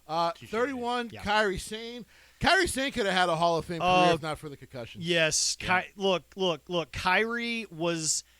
Kairi and Asuka are the best Joshi women for WWE because they also learned how to adapt. Yes. Yep. That's my issue is that Kenny's trying to bring the Joshi world to America. The problem is I don't think that he's doing it well. WWE brought these women in and they just sat there and said, "We know what we are, but we are sponges for what you have." Yeah. They were respectful when they came in. They were willing to do the work. They were willing to put things together, and they had a great tag team run. Yes, they were phenomenal, and they were equals at that time. Yes. I would have loved to have seen a feud between the two. Yeah. But here's the deal, folks. Kairi Sane, again, WWE, and by the way, Saray is now coming over. Yes. I'm excited for that. Which I'm excited for, yes. She is another one of... WWE seems to be picky about the Joshi women, whereas NXT kind of just... I think Kenny's trying to force feed it. The only one right now that's working, I think it's Ryu something. I'm sorry that I'm forgetting her name. I watched Stardom. I should know better. Ryu, but, yeah. The one that won the tournament. Yeah, for yeah. them. She works because she's already been to America quite a few times to understand she has to work a different style over here, and she's a 20-year vet. But Asuka and Kairi got that night one. Yeah. People forget Kairi in NXT is, and I'm serious, Kairi in NXT, it may have been as over as a female as Finn Balor was in his original run down in NXT. Yeah. And I'm serious about that. Not a doubt. Kairi was over in NXT. So number 30 is Naomi. Now, I will say this. This is another one where I go, they just dropped the ball a little bit. Yep. She's also had some injuries, to be fair to her, but it's into them. But man, because her first run when they built her back up. Yep. That incredible inch. I mean, yeah. Come on, that interest is amazing. Yes. And she got her first SmackDown titles run. By the way, she folks. was awesome. By the way, folks, this list doesn't include 3 black women because they had to get women of color in there. No. These women they deserve to be on there. And by the way, I think, although like Jesse said, you could argue for the first 2, I think they're all where they may deserve, because now we're in the realm of greatness. Yeah. Top 30, folks, from 29 to 1, we're gonna have some big names here. But my point is this: I think all the women are properly placed. Although again, I could argue Jazz and Jacqueline could be a few spots higher. That's all I'm saying. Oh yeah. So number 29. I'm shocked to see it here because her run in WWE, well, at the time WWF wasn't very long, but Bull Nakano's on here. Now, Bull is a top 5 women of all time. Well, she's top 5 all time, but remember, her run in WWF was only a year. True, but it was a hell of a year. Yeah. but she was only there. So I'm actually I'm happy. It's going to be interesting because don't forget who's now in NXT UK, Yeah, I know. and she gave Kaylee Ray some work. She gave Kaylee Ray some work. Satomura is, oh my God. Who am I referring to? Miko Satomura. Satomura. Oh, ladies my and gentlemen, God. ladies and gentlemen, if Satomura sticks around for even 2 years, she might make this list someday because she's a oh my. genius of a wrestler. Yes. Number 28, Ivory. I mean, there's nothing negative for me to say about Ivory. No. She played. Yes. She was excellent in everything they gave her to She do. was cancel culture before it existed. cancel culture was a With right thing. to censor. Right to censor. Yes. Oh, yeah.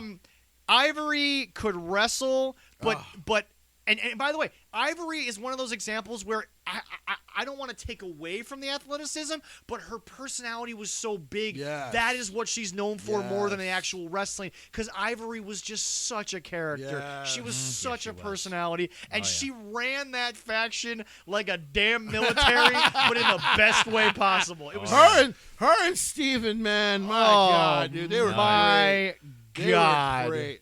Number 27, who re-signed, but we haven't seen her quite as much yet, but Melina. Didn't Melina just appear on an indie show back managing Big Cass? So I'm serious. yeah, I back don't in know if January, it was. because it was back in January. Yeah. Before she actually signed a contract with WWE. Yeah. But she only appeared on Legends Night, so she's under contract with them. Melina, again, started out as a valet, but you could tell she was going to be a star. Oh yeah.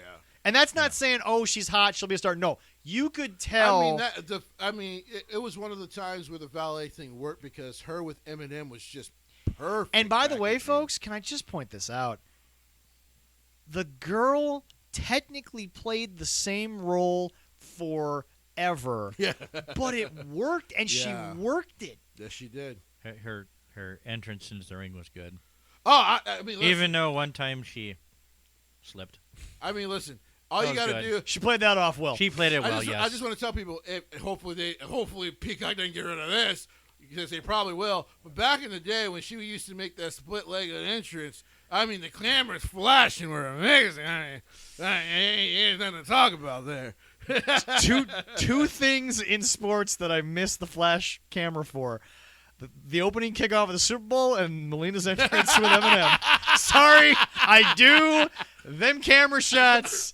Hello. And then, of course, for the main TV camera, Johnny used to actually block it from the back. Yep. It was amazing. Yep, it was so good. Number 26, yes, they deserve to be here. I don't know. I've just never. The Bella Twins. They Yep. do deserve to be here. Yep. Yep. Again, you can love or hate them. They made a I will let brand out of Zach them. and Leroy talk about They made a them. brand out of All right. themselves. Yeah, they did. They were willing to put in, I don't want to say the wrestling work, but the road work to get to Sure. where they were. They look, folks. I can't hate someone that has created an almost $100 million brand after their main run. I mean, folks, love or hate the Bellas, they did make women want to do this. They did. I'm sorry, that's just the way that it goes. Yeah, that's true. That's true. I think that Bree still has the worst music in history. yeah. Yeah. Remo, kill me. Yep. And I like her. Yeah, I know. I like Daniel Bryan's wife. Over Seems like a sweet woman. over to 24. Thank you. 25 actually now. 25. All right. Okay. We're up by one. Io Shirai. I mean, I get it. The She's- championship run she's- should put her in the top 10 to me. She's the best. She's the best thing they got Oh going. my As God. soon as they gave her basically what I call the female evil run, Yeah. she has been Yes. well, I have not had one bad thing to say about her No. on this show since No. this show started. I don't think you can find a negative word I've said about her. Because we can't. No, we and can't, by yeah. the way, Genius of the Sky, she doesn't. Knock on wood, but I've said this 1,000 times. When she goes to the top rope, I'm expecting the move to just be crisp, Yep. to be perfect, Yep. to be great. She is the Genius of the Sky. That is not a moniker. She knows what the hell she's doing. Yeah. And again, proof that Kenny, you missed out on the good Joshis. no offense to who they've None, got because they've been doing it for years. But Yeah. folks, WWE definitely, I think, handpicks the better Joshi wrestlers. Yeah. And she did it with a garbage can. Yep. Love that moment. Sorry, folks. That was insane. That That was brought crazy. me back. If you can't get through the door, come in through the ceiling. Garbage can. Come in through the ceiling. Why And what's the not? safest way to get in? Put yourself in a Put trash yourself can. in the trash There we can. go. There you go. 24. 24. I'm happy they did this. Luna Vachon. Yes. God rest your beautiful soul. Gone way too young. Leroy. Back in the day, yeah.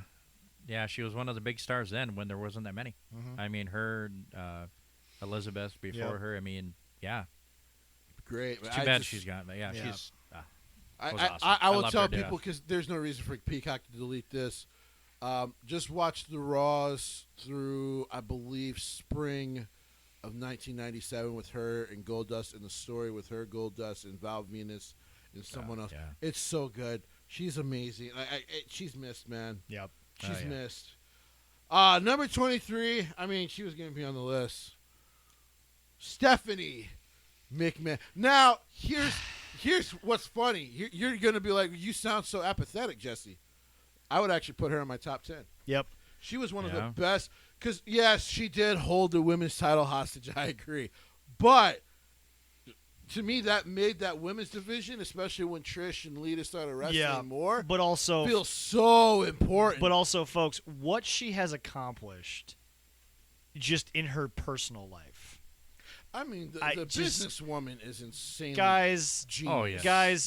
guys, I don't care who you are. Like we've said, we talked about with the Hall of Fame, your impact on the business doesn't have to be wins, doesn't No. have to be in ring as much. No. Stephanie McMahon, without Stephanie, Man, she took being called a slut a lot. Stephanie McMahon, A lot. Stephanie McMahon is Stephanie McMahon's legacy gets taken away. I don't think you get a lot of what you have now. No, you don't. No. No, you And don't. that's on both men and women's side Yeah. of things. Just 100%. So, to me, Stephanie, All right. I would put you in my top 10. It's not because you're Paul's wife, because I can beat his ass now. He's over 50. All right. 22, Michelle McCool. Listen, you know what? Some people aren't fans of hers because they actually thought maybe she got the early Charlotte treatment before Charlotte got the Charlotte treatment. But she was good. But she was excellent, people. Yeah, she was. And what I think is so cool is one of the proudest moments that Taker had during the last Rod documentary was when they went to the WrestleMania Yes. showcase and her daughter, got to see that her mom had a pretty big impact just as much as Dad did. Yep. Yeah. And Michelle McCool, again, from a valet for two dudes that nobody remembers to just carving out a niche. She was long. She was gangly. She was the looked first amazing. to me, she was one of the first super athletic women outside. Oh of yes. China. Oh yes. And she can So- throw a hell of a spiral. Yep. I'll be honest. I did not like her version of the Styles Clash, and I never will. Yeah. It just looked. All right. It always looked like, oh my god, if these women screw up, they're gonna die. All right, number 21. It's recency bias, but I love her, so I'm just gonna go with it. Rhea Ripley. Rhea Ripley is surprisingly 5'7", I know. but she is a 6-foot beast star. She She is is only 5'7". Yeah, Yeah. she seems so Look- much taller. Look that up. I'm telling you. Wow, she seems She like looks she's so much taller on taller. television. This is where we have to quote Jim, and regardless of how you feel, he's correct. She makes you want to watch her. Oh, She's yeah. just a star. Yes. And she was able to reinvent herself Yep. to be the complete opposite of Charlotte, but still raised to that level of stardom. Yeah. And by the way, she's one of those people that I hope they skyrocket to the moon for 10 titles, because she deserves 10 title reigns. Put 3 rockets on her. Yep. See how far she flies, Yep. baby. 20. Number Top 20. We are in the realm of legends. Yeah. Yeah. 5'7", 137. Yep. Damn. Doesn't look it, does she? She looks 6 foot, damn near 160. I know. Yeah, I it's thought incredible. I'd be like going, woo, but I'm kind of Yeah, Yep. you'd be I'd eye look right- level. almost eye level with her. God So damn. number 20, and you know what? She'll be in the Hall of Fame when she's done. It's not just for longevity alone. Natalia. Yep. Oh yeah, I really have nothing negative to say about Natalia. Okay, Natty, the boat. let me say this. Thank you for that. I hate that. Um, fucking thing. Natty became her father, which is not a bad thing. No. But I just think Natty is the constant 300 on base hitter who gets lost in the home runs of a baseball No team. doubt about it. She is just she's so good. At any point you can go to her and she's going to deliver, but she was just at times missing the Becky, Charlotte, Bailey, Sasha qualities. That's all I'm going to say. Well, yeah. I have loved Natty from day one. I just think that Natty got lumped in a little too much with her dad's issue, which was nothing against the Anvil, but not Brett. Well, just definitely her being asked to wrestle a match over in Saudi. Yes. Who could you ask to do that besides her? I mean, It totally did a great job. If anyone, and this is what I said, I would not have cared about that match as much if it wasn't for Natty, because she deserved that. She did. End of conversation. All you naysayers out there, she deserved that, 100%. All right. So after her, No, we are in 19. Number We're 19. in the teens. We're in the teens. We're gonna run through these teens. so I and get had to the to, top I had 10. to, I had to switch to the phone because the Yep. laptop died. It's all good. So number 19, I'm pretty sure it's going to be this year. The rumors and everything going on with this, it's going to happen. But AJ Lee, and it's deserving. Yes. I like what some people will call her the female CM Punk. I'm like, don't compare her to her She husband. was so much different. She was, to me, she was so much more. It actually, and that's actually 100% fair. It was so different from what Punk was doing. Yes. It was. Like, she's so integral in what you see now. Yes. It's ridiculous. Because she was so, and she cut the promo about how much better she was than the women. But she was. And as far as I'm concerned, she only had one rival, and Yeah. that person's coming up pretty soon on the list. I honestly, Phil, I am begging you, if you still got some beef, can you just be an adult for one night? And please, if they give this to her, please let her get inducted. because her legacy deserves it. Yes. She deserves it. She deserves it. I think he can do it because he came back and worked with them anyway through Fox. Yeah. Yeah. I think that was a sign that he can set everything aside and do this. Especially for someone who deserves it. I don't care what beef you got. If they're willing to do it, she deserves it. End of story. Yeah. AJ deserves the Hall of Fame. You love your wife, do it for her. Yeah. At 18, I'm shocked. I'm shocked. But like I said, she just deserves better. Shayna Baszler. Yeah. Her NXT championship run. Like, when I saw her NXT championship run, I'm like, I don't give a shit about Ronda. No. Because if you can use this woman properly on the main roster, you have a female Brock Lesnar. And it's never and actually one of the few situations it's never been really anyone's fault. It's just been bad timing. It hasn't horrible timing, and they haven't really known. And then the tag team run's been fine, but it's starting to get a little old now. Yeah. But yeah, I just No offense to Shayna, but we're gonna start running through these to get to that top. Number We gotta talk about 17. this top 5. We gotta. Number 17 is yeah. Paige. Oh. I could have put her in my top 10. Easy. Easy. Her run was And here's the deal, folks. I'm not gonna say anything because just go watch her run. That's all I'm gonna say. watch her first 2 years on the main roster. So good. She's the only rival AJ Lee really ever had. Yeah. Oh, yeah, she's in my top 10. Number 16, not Sable, Saber. Do you remember Saber? Yeah. Old school. Yeah. Uh-huh. She was one of the first females to actually wrestle and not just be used for eye candy. Yep. Which is unfortunately why she did not last very long in WWF, but had a better run in WCW. Right. Number 15, and she's going into the Hall of Fame, our Minnesota girl, Molly Holly. Mighty Molly Holly. She just no one's got a bad thing to say about her. None. She was a worker. She got it. She's a Midwest born and bred gal. The only one of the inductions that has happened that I cried because I was just like, she's so deserving. She agreed to get her head shaved on live pay-per-view. Enough said. That's a good woman there. Yep. That, man. Oh. Number 14, Victoria. Yep. Oh, yeah. Listen, and she came back at the Rumble. Yep. Still looks good, by the way. Oh yeah. Widow's Peak is also still one of the most protected finishers in the history of the business. It should be. No one's kicked out of it. Yeah, that's true. Yes. Number 13 is Alexa Bliss. I mean, I'm okay with that. She's got titles to match the 4 Horsewomen. She was pushed before Charlotte, Sasha, Bailey, and Becky. I was shocked. But here's the thing.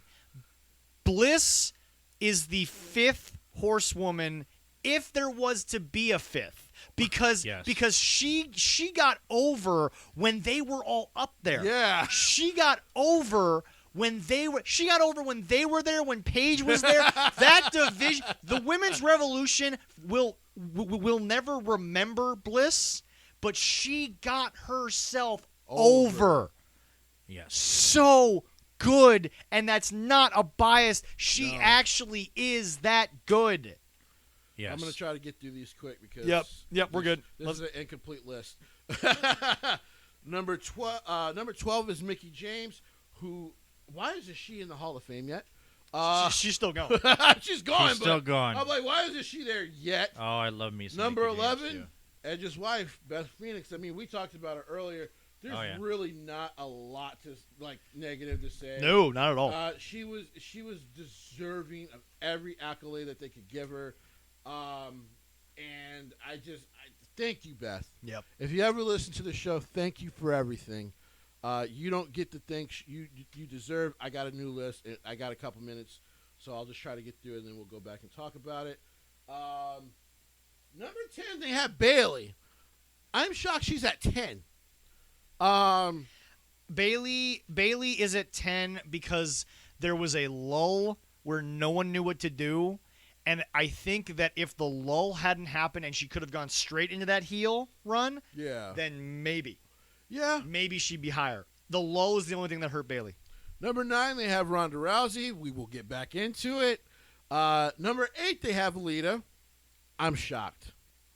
Now, like I said, we're going to get back into these top 10. Lita is my – all right, Lita and Trish are my top 2 all time. Lita to me is number 1. Personally, because Lita was my kind of girl. Yes. She was a chick. She wasn't a girl. She was a chick. Yeah. Oh, yeah. But anyway, yeah. Like I said, we're going to get back into it. Number 7, they have Alundra Blaze. Like I said, we will get into this. Number 6, Sasha Banks. There's nothing negative to say there. Number 5, Asuka on her own merits puts herself in the top 5. Number 4, God rest your beautiful soul, is Chyna. Yep. Number 3, Becky Lynch. Yep. Number 2, Charlotte Flair. I'm okay with it. And then the controversial, but you know what, Trish, I love you. I love you. She released a video. It's Trish Stratus. Some Stratus faction, Miss Trish Stratus. Folks, understand something. The pinnacle, not the steal from MJF, but the pinnacle of valet to athletic superstar. Listen. No one's career will ever be defined more by TNA, the one that they actually named it after. Test and A-Train, you know that. Yeah, Test and A-Train, you dirty bastards. Especially you, Leroy. We're talking to you, buddy. Test and A-Train. I wasn't thinking about that. I know you weren't. But no. You say Trish, I just think of one. Here's the deal. She set 7 before Charlotte. Yes. So she's the originator. Yes. Also, again, folks, she was the prime example. I'm a little surprised Tori's not on the list, but I get it. Tori Wilson, like I said, that's of the 2 names that were on there that I thought should be omitted. You could take 40 out, put Tori in, I'd be fine. Yeah. But anyway, no. Yes. Here's my thing about Trish. I mean, they put her in the hall. Why not? Trish could do anything. End of fucking conversation. Trish could go in any story. Mm-hmm. It worked. She could cut a promo. She made you believe it. Mm-hmm. She could wrestle. Yep. She was and by the way, Trish is the ultimate. And this is even over my girl Lita. The ultimate. You can look, but you know you can't touch it, and you hate it, and you hate every second of it. I was always stratified whenever I saw her. Guys, guys, gals Puppies. could look at her and say she had the girl next door, but you knew she was going to whip your ass. She Are is. you saying that's bad? No. Oh, yes. Not at all. She is, again, the pinnacle of the women's evolution because, again, folks, from literal valet arm on the talent to the talent. 7-time women's champion in an era where that belt didn't bounce around the way people thought, but did kind of bounce around. Yeah. Folks, I'm okay with number 1 because as much as I loved Lita a little more because she was that chick, Trish, to me, is my number 1 all time because, guys, folks, please, tell me one thing she lacked. Nothing. Nothing, but here's why I'm going to tell you I disagree and why Lita should have been number 1. Okay. Lita was already a pro wrestler, people. She had already went to go train in Mexico. But that kind of puts Trish above a little bit. Let me explain why. Okay. She gets to WWE. Of course, they make her do the valet thing. Yeah. She valeted for a dude in S.A. Rios. Most of you didn't even remember until I said the name. Most of you didn't know they had a light heavyweight champion until I said the name S.A. Rios. She was better than him. Yeah. So then, you know what they had to do? Shit, we got to put her in tag matches with him. Yep. Because now the fans keep seeing her on Heat, and they keep seeing her on all our house shows, and they love her. Can I just point this out? I honestly think, would anyone really care if Trish and Lita were 1A, 1B? I'm serious. No. Would anybody care? No, they were. Here's my only thing against That this would've been list was that they weren't 1 and 2. Because without those two, listen. What China did was show girls like you can belong here. What Alundra did for the people in China's age group was show women you can do this, be great at it. My and biggest even the men thing, will respect you. My biggest thing is Becky became the female Stone Cold. You can't deny that impact. Charlotte also. I would put her at 4 though for that. Okay, that's fair. So for me, my list would have been Lita number 1, Trish 2, and China 3. But I would have put Becky. I would have put Becky above Charlotte for that reason. But I think what people have to understand is that Charlotte has overcome something that no one else had to overcome. Look what shadow was cast on you. Yeah. Can we argue that she hasn't lived up to what she was? Because here's the thing, Jesse, you and I, we've watched a lot of people, and sadly I hate to say this, but your Jets have drafted a couple of them. People who never lived up to hype, and she did. I will give Charlotte Flair the credit she deserves, which is why she would be in my top 5. Which is fair. Yes. But my point is this: is that look. Nobody should have to follow Derek Jeter. That is an impossibility to ever become. Aaron Judge is getting close, though. That's fair. Mm-hmm. But again, you're following the captain of the greatest franchise I ever. mean, listen. Hold on. We were all hurtful when he went and decided to become the owner of the Marlins because we were like, bro, or Miami because we were like, bro, we like you get free meals. You're the captain. Yep. But anyway, no, it's just nobody. And you know what? Despite the stats, because we all know he doesn't have the best stats, I feel bad for anyone that has to follow Broadway Joe. No one has done it. Yeah. Why would you bring me on the show to just make me cry, you son of a bitch? Can you He's imagine? evil. Can you He is imagine? evil. Can you imagine the next Bucks quarterback? I'm serious. Following Brady. Can you imagine what New England still has to fill? Guys, name one person in sports, and I'm serious. Name one person in sports who had the biggest shadow cast upon them and actually lived up to it. Only one I can think of is also in football, and that would be here in Green Bay, you lucky sons of bitches. I don't care about him.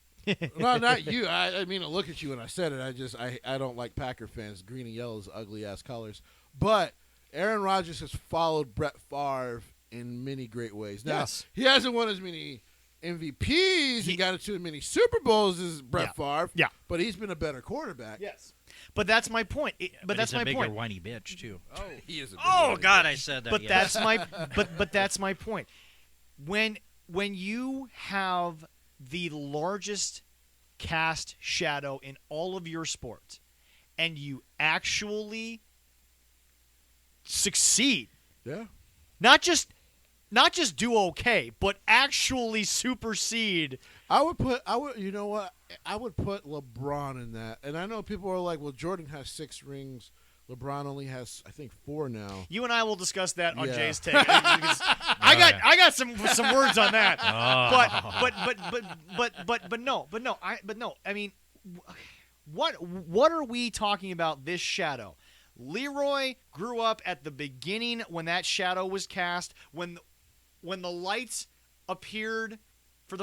I'm gonna get biblical on you for a second. When the light first appeared, that's impressive. He's getting biblical, right? When the light first appeared, and the wrestling gods of the Gotch era of all this, when they said, "We give you the light to create your legacy," the shadow was cast of the Nature Boy Ric Flair.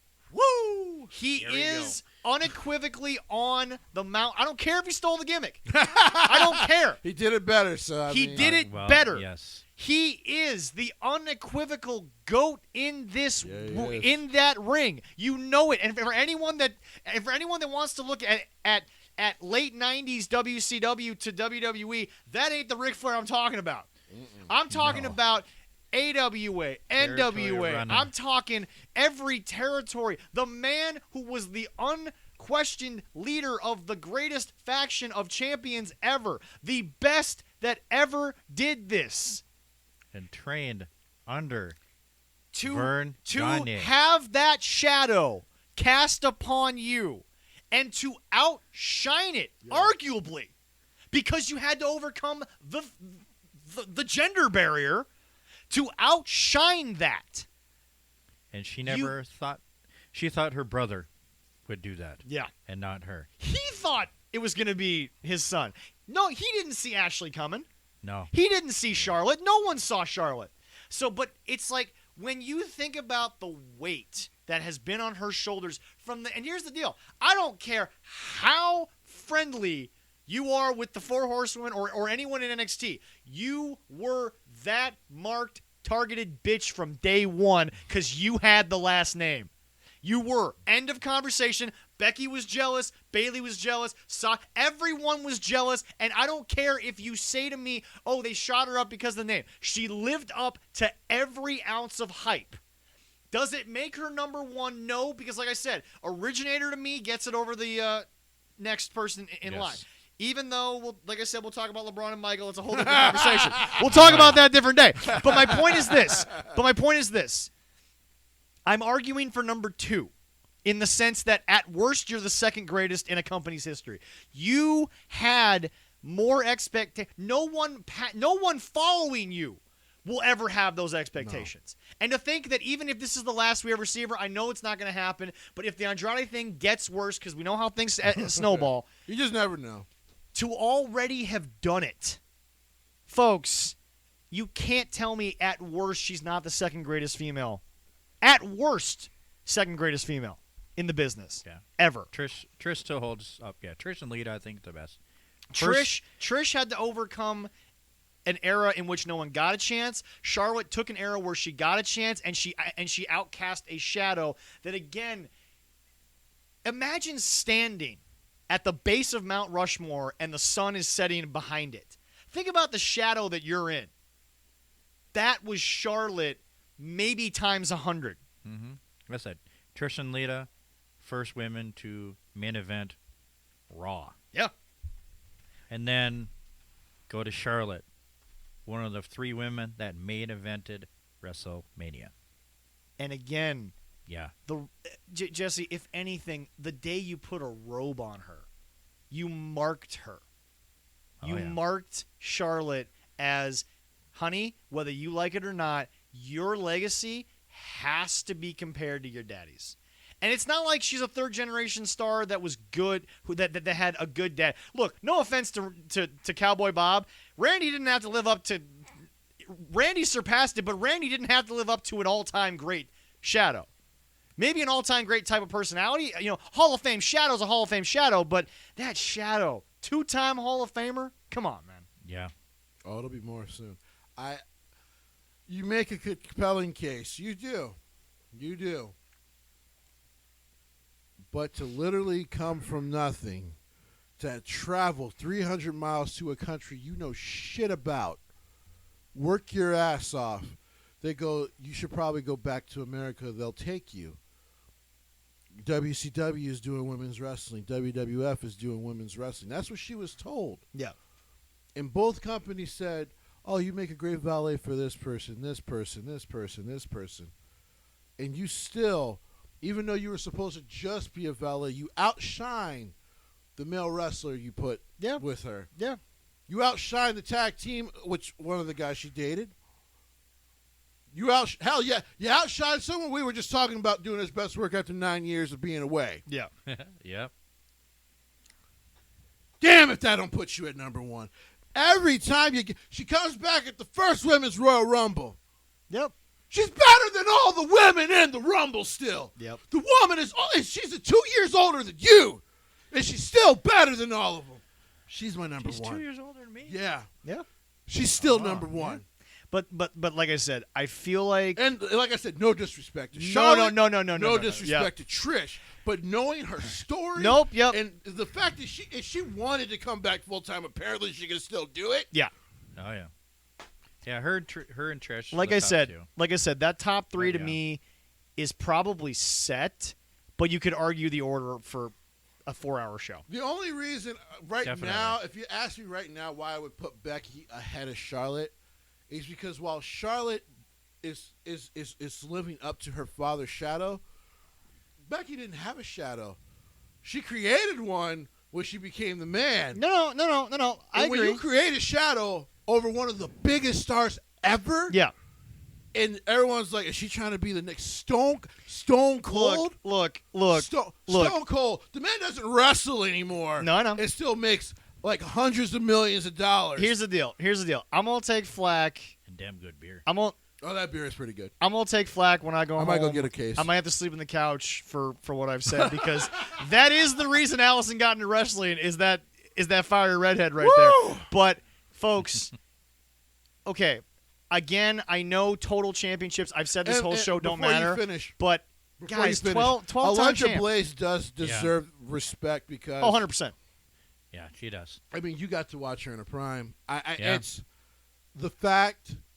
Like because after the Mae Young days, no one took women's wrestling seriously anymore.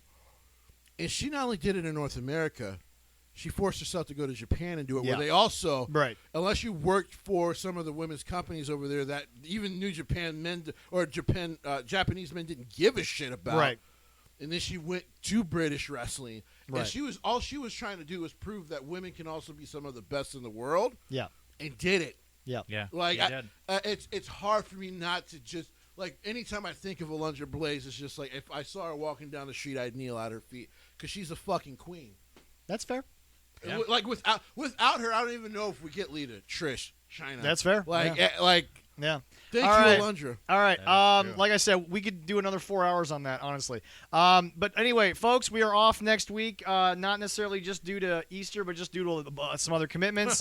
But hey, folks, like I said, But you never know. You never know. we might be off. Cards are subject to change. But as of right Oh, now, It's a good possibility. we are off next week. As of this moment. As of this moment. But folks, like I said, the three of us are going to get together. We're going to put some stuff together. 3 shows, 3 days, WrestleMania weekend. We're going to be covering the week that preceded it. That Monday, I cannot wait because we're going to talk about everything WrestleMania. We got some, we're going to line up some special guests there. Can't wait for that to happen. But anyway, thank you all so very much. You can find us on Podomatic.com. You can find us on Spotify, iTunes, and we are working on more services to come. Jesse, where can we find you as always? Twitch.tv/TheBlackness89. As I've already hinted, I will plan on just having Jace take up once again. I think what I'm going to do is I'm going to do one show alone, and then tune in to Twitch.tv/TheBlackness89 because I think my first guest for sure after today will be Mr. Zach Bonshore himself. Oh, Zach you know Bonshore what? will be there. You know what? All I gotta say is that It'll be lovely. And as I've said, Jay's Take will at some point be coming to a place we need more people to go to. It's our YouTube page, which is now at 45 subscribers. We'd like that to get a little bit higher. And you know what? It needs to be this. Yeah. It needs to work on that. So, ladies and gentlemen, like I said, YouTube is a very simple platform. The more subscribers we get, the better chance we have to bring you more entertaining stuff like this. Allison has a fun little idea that she would like me to run by YouTube, gentlemen. So we're gonna do that off camera here. But once again, thank you all so much. Yep, I'm good. And I had a lot of stuff today. I know we did. And also remember, I want to thank everyone out there too. 4 weeks in a row. Top 5 on the Podomatic, the server we put up there. I really appreciate it. Top 5 in wrestling, and we've moved up a couple thousand spots in total podcast, which is a wonderful thing. I really hope we can do that again for another week. And WrestleMania weekend, we could be number 1. Because, dang, we're going to try, baby. We are going to be busy that week. We're going to put together some shows. We're going to put together some shows. We all got some phone calls to make about that week, folks. Oh, yeah. Thank you all so very much. We might see you next week. We might not. Who knows? Right now, there's some scheduling things up in the air. But we will definitely be here for 3 shows in 3 days. At least 9 hours of content coming to you live from WrestleMania weekend. Thank you all so very much. Have a good day.